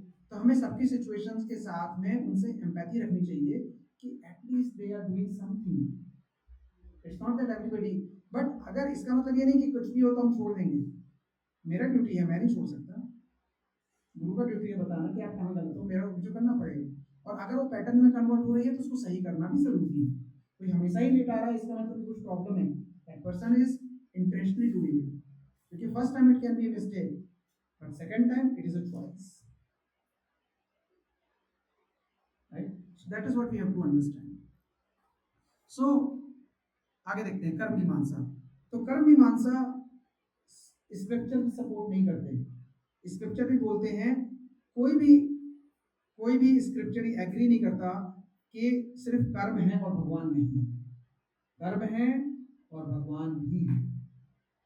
नहीं तो अगर ऐसे कर्म करने से ही फल आता और सब कुछ अच्छा हो जाता तो सबसे ज्यादा फायदा तो गधे को होना चाहिए, गधा तो सबसे ज्यादा मेहनत करता है, हमसे भी ज्यादा मेहनत करता है गधा, 24 घंटे मेहनत करता है, राइट? तो एक श्लोक आता है वेदांत सूत्र में, और वेदांत सूत्र से वेरी हाई अथॉरिटी, वो क्या बोलता है, सेकंड वाला श्लोक अगर आप देखोगे, अनावृत्त शब्दात मतलब no return without scriptures, no return without scriptures, मतलब बोलते हैं कि शास्त्र पढ़े बिना आपकी मुक्ति नहीं है, आप कुछ भी कर लो, no return without scripture, right? और पहला वर्ष क्या बोलता है, दैट अग्नि अग्निहोत्रितादितु तद कर्यायव तद दर्शनात्, मतलब बोलता है कि फर्स्ट वर्ष बोलता है कि you have to cultivate knowledge through scriptures and then only you can get out. जब तक आप स्क्रिप्चर से ज्ञान नहीं लोगे, सही ज्ञान से आप काम नहीं करोगे, तब तक आप यहाँ से बाहर नहीं निकल सकते, राइट? सो एक्चुअली ये वेदांत सूत्र के सूत्र हैं और ये बहुत क्रिप्टिक होते हैं। वेदांत सूत्र इतना क्रिप्टिक है आप कि मैं आपको बताऊं कि जितने भी संप्रदाय हुए हैं ना, हर संप्रदाय ने इसका अलग अलग भाष्य बनाया है, अलग अलग कमेंट्री करी है, और जो श्रीमद् भागवतम है वो भी इसी का एक कमेंट्री है वेदांत सूत्र का। तो ये बहुत छोटा सा एक लाइन होगी, उसकी कई बहुत डीप है, वो उसको समझाने के लिए उसका कमेंट्री होगी। एक सेकंड। सो प्रभुपाद ने भी एक परपट में कहा है कि दोज जो लोग भय मित्र आहार मित्र भय मित्र में लगे रहते हैं ना, ये लॉ ऑफ कर्म उन्हीं के लिए है, क्योंकि उनको अगेन एंड अगेन बॉडी लेनी होती है, राइट? बट लॉ ऑफ कर्म उनके लिए एग्जिस्ट करता है, लेकिन जो लोग सरेंडर टू गॉड है वो इसके बियॉन्ड है, उन पे लॉ ऑफ कर्म नहीं लगता।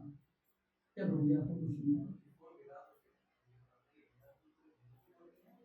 नहीं, ये वेदांत सूत्र अलग है, वेद अलग होते हैं, वेदांत सूत्र अलग है। वेदांत सूत्र में सिर्फ सूत्र है, सूत्र मतलब एक लाइन लिखी है, उस लाइन का मीनिंग है और उसको अलग अलग तरीके से अलग अलग आचार्यों ने एक्सप्लेन किया।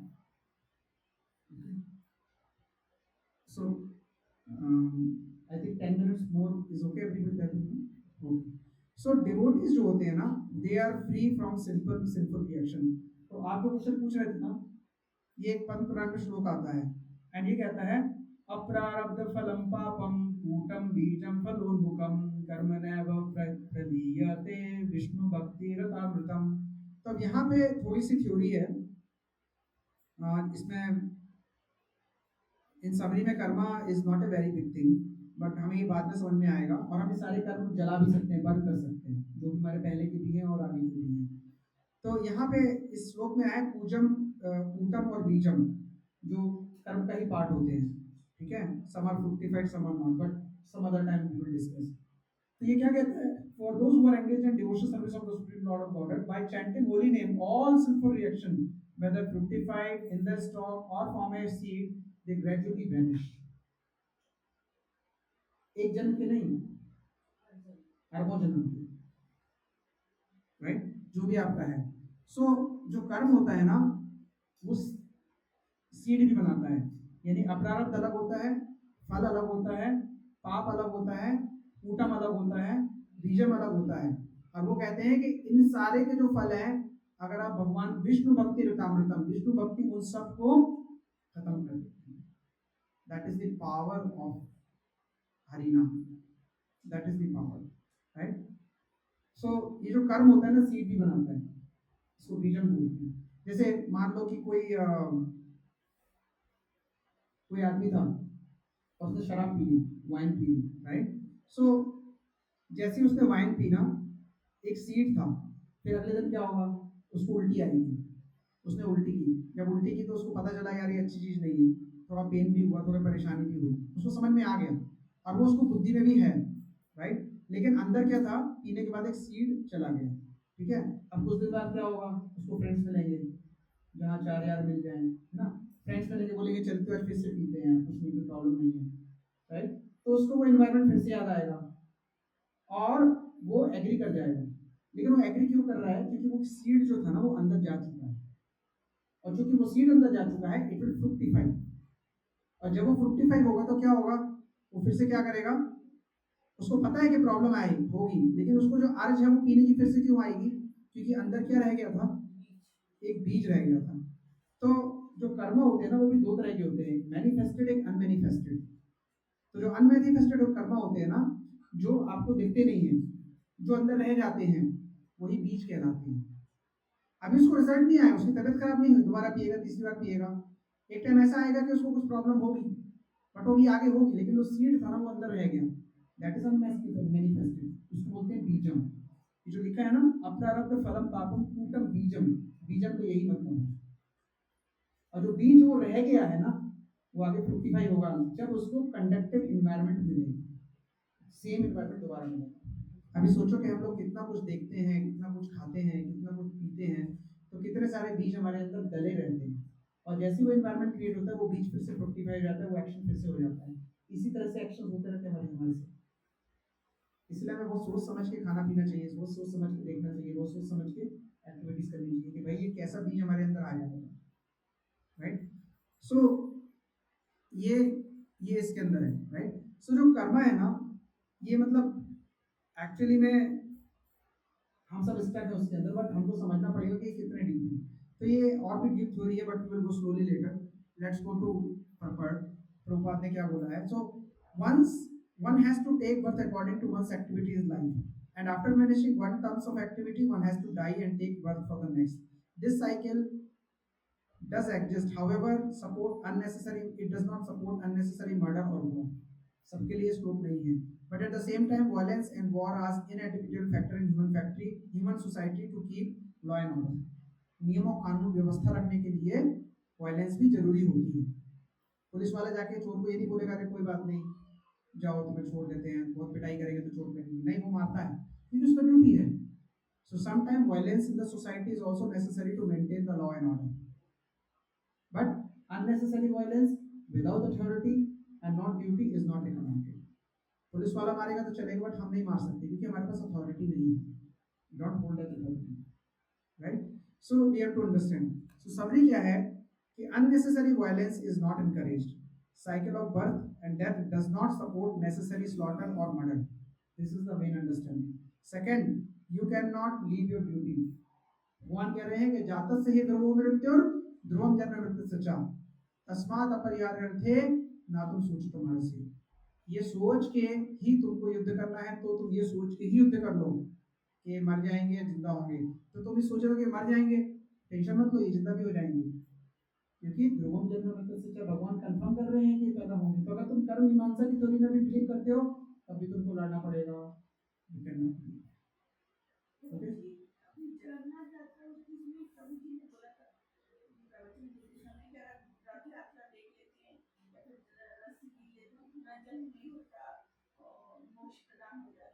सही है माता जी, कोई गलत नहीं है। तो आप रस्सी खींच के फिर क्यों पुनः जन्म होता है? रस्सी किस इंटेंशन से खींची उस पर डिपेंड करता है ना। हमारी हमारी जो प्रेयर होती है ना, उस प्रेयर का रिजल्ट हमारी प्योरिटी पे आता है माता जी, हमारे एक्शन पे नहीं आता। मैं आपको एक बहुत ब्यूटीफुल स्टोरी बताई थी किसी ने। एक बार एक छोटी बच्ची थी, शायद किसी ने शेयर भी की थी। वो ना डेली मंदिर जाती थी, डेली जाती थी मंदिर, हाथ जोड़ती थी ऐसे, और हाथ जोड़ के कुछ कुछ तो बोलती थी और भाग जाती थी। तो जो मंदिर में पंडित जी थे, कहते हैं क्या करती है, तो इतनी छोटी है, इसको कुछ आता भी नहीं होगा, कुछ श्लोक भी नहीं आता होगा। वो डेली जाती थी, सुबह जाती थी, कुछ करती थी और आ जाती थी। एक दिन पंडित जी ने उसे पकड़ लिया, ये अच्छी बात है, तो फूल लेके आती हो, तो प्रेयर भी करती हो, बहुत अच्छे बच्चे हो बेटा, लेकिन तुम प्रेयर कौन सी करती हो? बोलते मुझे कोई प्रेयर नहीं आती। तो क्या बोलती हो, मुंह तो चलता रहता है तुम्हारा। बोलती है कि मैंने ना, अभी भी मेरे टीचर ने ना ABCD सिखाया है, ABCDEFGHIJKLMNOPQRSTWUXYZ। तो मैं वो वर्ड को बोल देती हूँ, और बोल देती हूँ मुझे कोई प्रेयर तो आती नहीं है, लेकिन मुझे इतना पता है इससे प्रेयर बन जाती है, तो आपको जो मन करे बना लेना, मैं जाती हूँ। See the innocence of a child. जो उसको पता है वो बोल के वो भगवान को बोल रही है कि आप अपनी प्रेयर बना लो, मुझे नहीं आती। That is the purity, because she wants to serve lord, और वो भगवान की सेवा करना चाहती है, और उसके पास शब्द भी नहीं है, तो वो शब्द भी भगवान ही बनाएंगे और भगवान बनाएंगे, क्योंकि उसकी प्योरिटी है प्रेयर में। और हम इतने बड़े बड़े श्लोक बोलते हैं, आरती बोलते हैं, और दिमाग हमारा कहाँ चल रहा होता है? प्रसादम कितने बजे चालू होगा।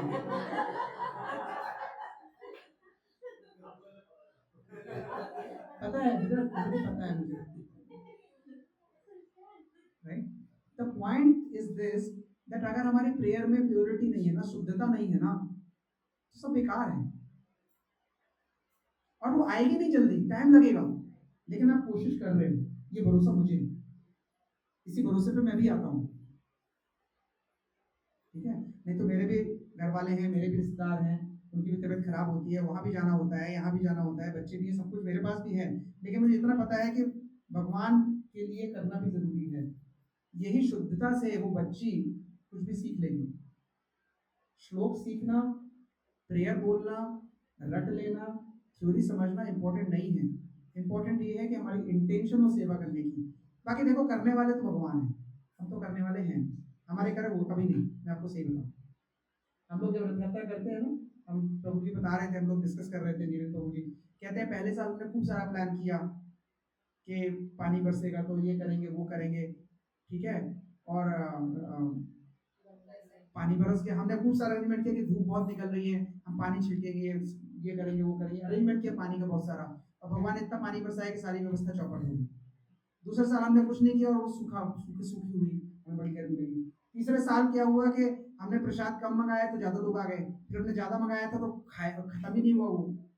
भगवान कह रहे, प्रभु जी कह रहे तो क्या मतलब इसका प्लानिंग नहीं करें? नहीं, हम सेवा करेंगे, प्लानिंग करके सब कुछ करेंगे, लेकिन करना तो जगन्नाथ जी को ही है, जैसा उनको करना है वो करवा लेंगे, आपको टेंशन लेने की जरूरत नहीं है। उस टाइम अगर आपके प्लान एग्जीक्यूट नहीं हो रहे हो ना, तो टेंशन मत लेना, समझ लेना भगवान का ही हाथ है, वही करवा रहे हैं, और जैसे करवा रहे हैं होने दो। तो जो बच्चा प्रेयर कर रहा है ना, उसको तो प्रेयर आती ही नहीं है। तो पंडित जी के लिए यही लेसन था कि देखो, प्रेयर बोलना इंपॉर्टेंट नहीं है, आपका भाव ज्यादा इंपॉर्टेंट है।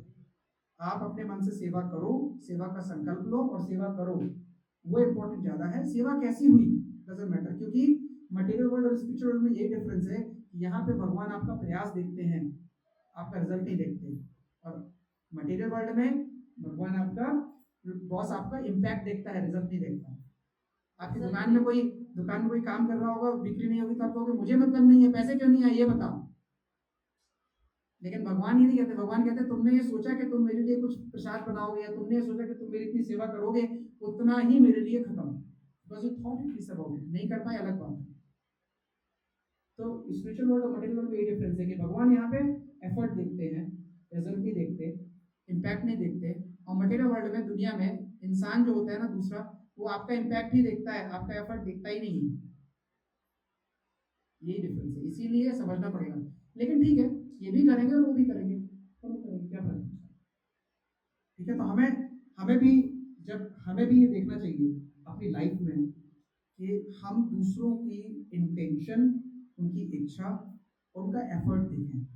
उससे हमारे लिए कुछ हो पाए या किसी के लिए कुछ हो पाए, मैटर नहीं करता ज़्यादा, क्योंकि रिजल्ट ना तो उसके हाथ में है, ना आपके हाथ में है, ना किसी तीसरे आदमी के हाथ में। रिजल्ट किसी के हाथ में है नहीं।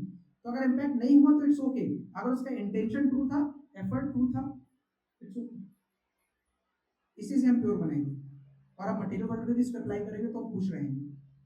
दैट इज द फंडा। अभी मैं आपको एग्जांपल देता हूँ।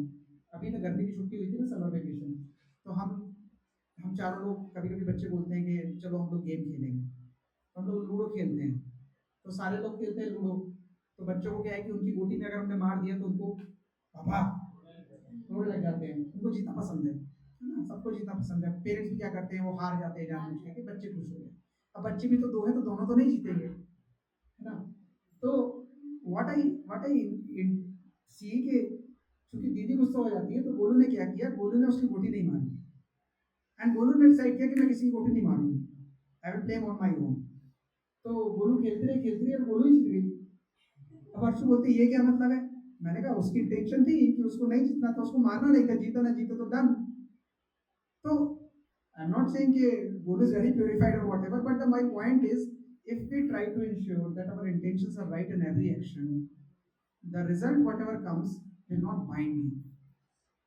You may win or you may not win, but it doesn't matter, because in fact does not matter. Win and lose भी आपकी डेफिनेशन है, भगवान तो वो देख ही नहीं रहा, भगवान तो एफर्ट देख रहे हैं। We have to think it that way. ठीक है, मेरे हिसाब से एक और श्लोक और होना था, बट आई थिंक हम काफ़ी लेट हो गए हैं, तो अभी करना चाहिए श्लोक और या नहीं। Thanks for being deterministic. ठीक है, हम नहीं करेंगे, but I will just summarise it in 1 minute and then we will go to next part. So this is a shloka जहाँ पे soul takes place new body and it acts on the basis of desire, and इसके बाद death आती है और death से फिर से हमारी डिजायर होती है, रीबर्थ लेते हैं। सो that is the summary of this particular part. Okay, अगले श्लोक में भगवान एक और फिलोसफी को ब्रेक करेंगे, क्योंकि इन सारे श्लोकों में 30 तक भगवान हर एक फिलोसफी को धीरे धीरे कट कर रहे हैं, क्योंकि उनका इंटेंट ये है कि वो दुख से भरे अर्जुन को ये समझाए कि आप युद्ध करे बिना नहीं रह सकते। लेकिन भगवान ये गारंटी भी नहीं दे रहे कि तुम जीतोगे ही। तो अर्जुन का लग रहा है कि मैं जीत जाऊंगा और ये मर जाएंगे, लेकिन भगवान ये कह नहीं थे कि वो मर जाएंगे। भगवान तो कह रहे हैं मर भी गए तो कोई प्रॉब्लम नहीं है, तुम्हारा ड्यूटी पूरा हो जाएगा, because he is more concerned about your duty and we also should be concerned about duty not that. हाँ प्रभु जी।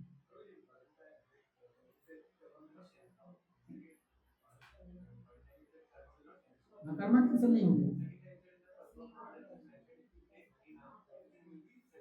Settling is different than cancelling.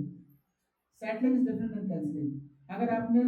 अगर आपने मान लो कि लोन लिया बैंक से 10 लाख रुपए का, तो सेटलिंग होगा कि आप 10 लाख पे करो, नहीं सॉरी, गवर्नमेंट ने माफ कर दिया तो आपका सेटलमेंट हो जाएगा। लेकिन बैलेंसिंग होगा कि आप 10 लाख पे करो उसको वापस कैसे करें। समझ में आ गया ना। तो प्रभु जी का क्वेश्चन था कि एक तरफ आप बोल रहे हो कि कर्मा सेटल नहीं होते, अच्छे कर्म बुरे कर्म मतलब बैलेंस आउट नहीं होते। एक तरफ हम बोल रहे हैं पद्म पुराण में कि सारे कर्म टेक केयर कर लिए जाएंगे भगवान हरि नाम से। कैसे? तो मैंने उनको बोला कि जैसे आप लोन लेते हो ना, आपने 10 लाख रुपए का लोन लिया बैंक से, तो आपका बैलेंसिंग होगा कि आप 10 लाख उसको पे करो, जब भी करो 10 लाख पूरे पे करो, वो आपका बैलेंसिंग होगा।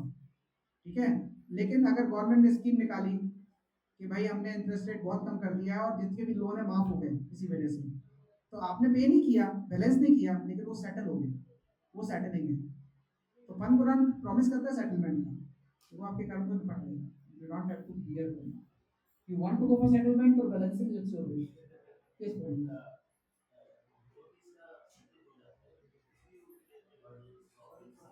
डिवोटीज का सेटल हो जाता है, प्रभु जी का क्वेश्चन है फिर उनकी लाइफ में प्रॉब्लम्स क्यों आती है? प्रभु जी प्रॉब्लम्स तो आने ही वाली है, मैंने कल एक मैसेज भेजा था ग्रुप में इलनेस के ऊपर, आपने पढ़ा पूरा? ठीक है, अब एक बार पूरा पढ़ना उसको। प्रभु जी अलग अलग पर्सपेक्टिव होता है, आपको नहीं पता आपके कितने कर्म खत्म हो गए कितने बचे, और आपको ये भी नहीं पता कि आप किस सिंसियरिटी से नाम जप कर रहे हो।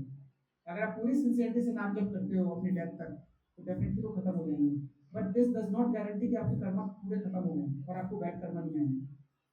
मैंने एग्जाम्पल दिया था कि अगर आप मुंबई जाते हो तो छाता लेके जाते हो, मुंबई की रेन कितनी होगी कब होगी पता नहीं, लेकिन लोग छाता लेके फिर भी जाते हैं, क्यों? कभी भी हो सकती है, लेकिन कितनी होगी, आप कितना भीगोगे इस पे डिपेंड करता है कि आपका छाता कितना बड़ा है। तो हरि नाम आपको बहुत सारी चीजों से बचाएगा। कोई बहुत बुरी चीज हो रही होगी तो हो सकता है आपको थोड़ा कम, आपको काफी कम में पड़ जाओ। आप डिवोटी को जब कांटा लगता है पैर में तो ये सोचता है कि अरे शायद पैर टूटने वाला था इस एक्सीडेंट से, लेकिन कांटा लगने से ही बात बनती है। मतलब आपको कांटा लगेगा तो आप ये भी सोच सकते हो मैं तो हरिनाम लेता हूँ, कांटा लगना ही नहीं चाहिए था, ऐसा होने वाला नहीं है।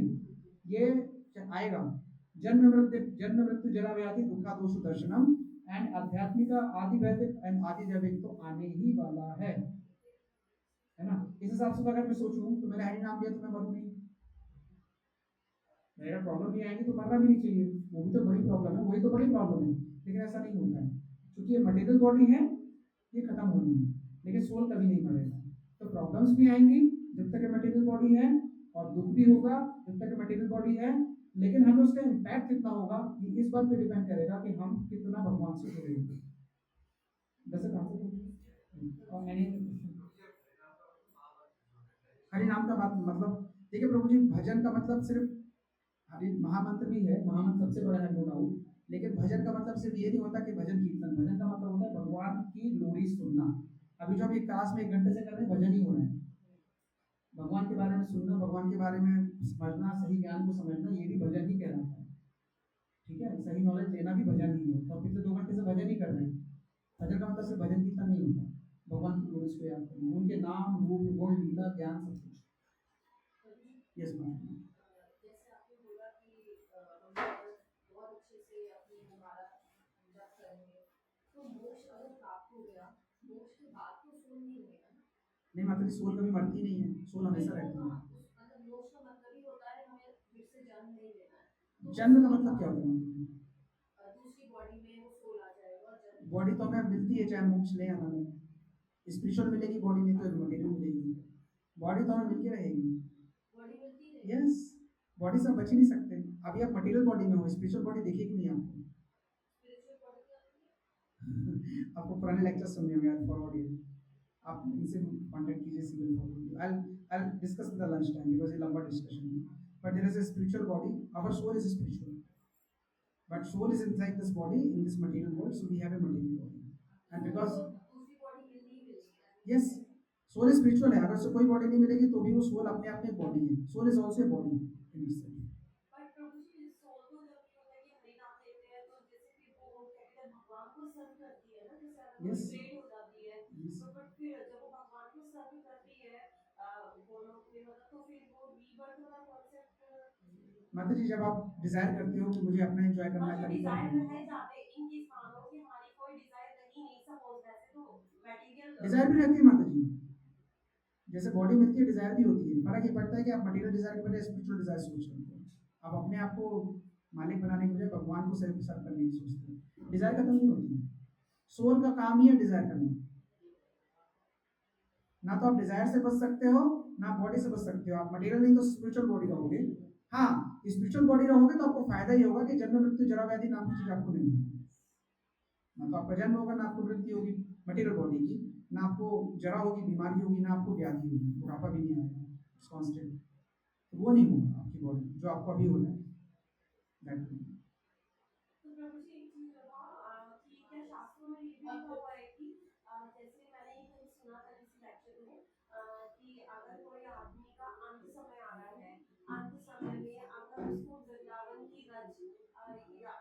मुंह में डाल दी जाए और उसके माथे पे लगा दी जाए तो उसकी मुक्ति हो जाती है। तो ये क्या शास्त्र में ऐसा है? सही लिखा है माता जी, लेकिन उसके मन में क्या है, उसकी सोल का डिजायर क्या है? आपने तो उसकी बॉडी पे कर दिया, उसके पास क्या है, उसको करना है ना। बट प्रभु जी वो तो मतलब डेथ बेड पे है तो उसको तो चाहे उसे पूरी लाइफ चाहे भले से उसे कुछ भी भगवान का नाम नहीं लिया नहीं है, बट आप अपनी तरफ से ये चाहते हो कि भगवान इसकी मतलब बॉडी को मतलब ये सोल इसकी लिबरेट हो जाए, तो वो उसके लिए मतलब मतलब ये हम करते हैं उसके लिए, आपकी बात बिल्कुल सही है, लेकिन कुछ चीज़ें थ्योरेटिकली होती है, कुछ प्रैक्टिकल होता है। ठीक है, उसकी क्या इंटेंट थी और उसकी क्या इंटेंट से क्या कहाँ वो फंसा है, वो मटेरियल एक्टिविटी से खत्म नहीं होता। हम लोग वृंदावन जाते हैं ना, हमें नाली दिखती है, हमें अंडे दिखते हैं, हमें नॉनवेज दिखता है, हमें गंदगी दिखती है, सब कुछ दिखता है ना। लेकिन संत वृंदावन जाते हैं तो उसको कृष्ण ही दिखते हैं। क्यों? वही आंखें हैं उनके पास भी, वही दिमाग है उनके पास भी, वो प्योरीफाइड है, प्योरीफाइड नहीं है। आप मटेरियली उसको कुछ भी कर दो, तुलसी खिला दो, गंगा जल डाल दो, रस लगा दो, सब कुछ कर दो, लेकिन क्या उससे वो बच जाएगा? वो परसी वो सोल बचेगी। तो वो उस सोल की प्रॉब्लम है ना। आप अपनी तरफ से अच्छा कर रहे हो, मतलब मान लो कोई संत भी अगर या कोई भी आदमी मर रहा है, आप हरिनाम संकीर्तन कर रहे हो, लेकिन मरने वाला कुछ और ही सोच रहा है, तो वो तो अंतकाले च मामे वो इसमें भुक्त्वा कलेवरम। बट प्रभु जी ये भी तो कहते हैं ना कि वो सोल का मैं मानती हूँ कि चलो आपकी मतलब ये आपका बच्चा है, आप उसको किताब खरीद के देते हो, स्कूल भी भेजते हो, वो पढ़ेगा जरूरी है? आपने तो पूरा एनवायरनमेंट क्रिएट किया ना, ड्रेस सिलाई, किताब खरीदी, पेंसिल का बॉक्स खरीदा, आपने उसको ट्यूशन भी लगा दिया, इंटरनेट भी दे दिया, कहा बेटा पढ़। बच्चा पढ़ भी रहा है आपके हिसाब से, बैठा हुआ है, कर रहा है, आपको लग रहा है कि हाँ ये पढ़ रहा है, उसके अंदर क्या चल रहा है आप बता सकते हो? फर्क किससे पड़ेगा? आपके करने से, उसके करने से? दोनों के करने से पड़ेगा, लेकिन ज्यादा किसके करने से पड़ेगा? तो जो आदमी मर रहा है, आप कितना भी उसके लिए कर्मकांड कर दो, अगर वो रेडी नहीं है लिबरेट होने के लिए, तो हो सकता है? नहीं हो सकता। आप बात को समझो। इसीलिए आपको पहले अपना देखना है। फ्लाइट में जाते तो क्या बोलते हैं, जब एयर ऑक्सीजन का लेवल नीचे हो जाए तो पहले अपना मास्क लगाएं, बाद में बाजू वाले का लगाएं, बोलते हैं ना। तो हम सबको सोचना पड़ेगा कि हमको पहले अपने बारे में सोचना है कि भाई हम कैसे लिबरेट होंगे। बाकी लोग को छोड़ दो, भगवान कर रहे हैं, टेक केयर, आचार्य कर रहे हैं, हम पहले अपना सोच लेंगे ना, बाकी लोग भी अपना सोच रहे होंगे, और हम अपना सोचेंगे ना तो बाकी लोग भी देख के इंस्पायर होंगे, वो भी अपना करेंगे धीरे धीरे। और हमारी ड्यूटी भी है कि दूसरों को इंस्पायर करना। ऐसा नहीं कि हम अपना करना है तो मेरा करना है, करो नहीं करना नहीं, हमें भी उनको समझाना है, हमें भी उनको प्रीच करना है। तो ये बातें सही है जो अपने शास्त्रों में पढ़ी है, गलत नहीं है, लेकिन प्रॉब्लम ये है कि हम अधूरा पढ़ते हैं। हमारे मतलब का है ये बच जाए बस हो, अरे ये कौन बच जाए? मेरा हस्बैंड बच जाए, मेरी बीवी बच जाए, मेरा पापा बच जाए? नहीं बाबा, वो आपका है ही नहीं। पहली बात तो आप ही की अंडरस्टैंडिंग ही गलत है ना, वो तो आपका है ही नहीं। क्योंकि आप अंडरस्टैंडिंग बैठा के बैठे हो कि मेरे ये वाले वैकुंठ चले जाए। कौन से वाले भाई? आपके तो है नहीं, पहले दूसरे को करेक्शन करो। जब आपकी थ्योरी गलत है तो क्या काम करेगा कर्मकांड? आपका नहीं करेगा ना, ये सब कर्मकांड बन जाएगा। वही पूजा जब आप भाव से करोगे तो कर्म बनेगा, वही पूजा जब आप पाने के लिए आप प्राप्त करोगे तो कर्मकांड बनेगा। बाहर से देखने वाले को एक्टिविटी सेम लगेगी, अंदर रिजल्ट।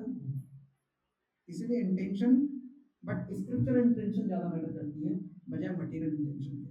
हमारी मटेरियल इंटेंशन है कि इसको मरने वाले आदमी को हम रज लगा दें, तुलसी खिला दें, गंगा जल पिला दें और वो वैकुंठ चला जाए। वो बंदे के मन में क्या है जो मर रहा है, मैटर वो करता है। आप जो कर रहे हो वो मैटर वो भी करेगा, लेकिन हो सकता है कि उतना करने से वो किसी गलत योनि में जा रहा हो तो थोड़ा बच जाए, ऐसा नहीं वो गलत है। ठीक है, आपने बच्चों को एनवायरमेंट दिया पढ़ाई करने के लिए, तो ऐसा नहीं कि वो पढ़ेगा तो उसे समझ में नहीं आएगा, लेकिन अगर वो मेहनत नहीं करेगा ना तो उसको समझ में नहीं आएगा। तो उसके इंडिविजुअल पर्सन के ऊपर ज्यादा डिपेंड करता है rather than आपके एनवायरमेंट। हाँ, लेकिन डजंट मैटर कि आप एनवायरमेंट नहीं, तो नहीं आपको एनवायरमेंट देना चाहिए। कोई मर रहा है तो आपको उसके लिए हरिनाम का अरेंजमेंट करना चाहिए, जो भी आप कर सकते हो, जो आपको पता है करना चाहिए, लेकिन रिजल्ट ये वैकुंठ चला जाएगा आपके हाथ में। अभी डिफरेंस समझ में आ गया?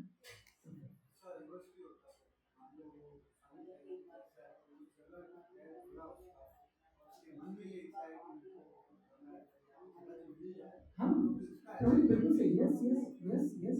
और प्रभु जी ऐसा भी होता है, भरत महाराज की स्टोरी सुनते हैं ना, 3 जन्म हो गए, वो कहाँ मरते टाइम डियर से अटैच हो गए थे, फंस गए दूसरे फोन में, जबकि वो तो बहुत एलिवेटेड थे, हमारे तो कोई लेवल ही नहीं। Right, okay, will stop, I think it's very late. पंचकल्पितरुभ्यश्च कृपा सिन्धुभ्य एव च पतितानां पावनेभ्यो वैष्णवेभ्यो नमो नमः। अनंत कोटि वैष्णव वृंद की जय, शीला प्रभुपाद की जय, निताय और प्रेमानंदे हरि हरि बोल। हरे कृष्णा। सब हम कीर्तन करेंगे।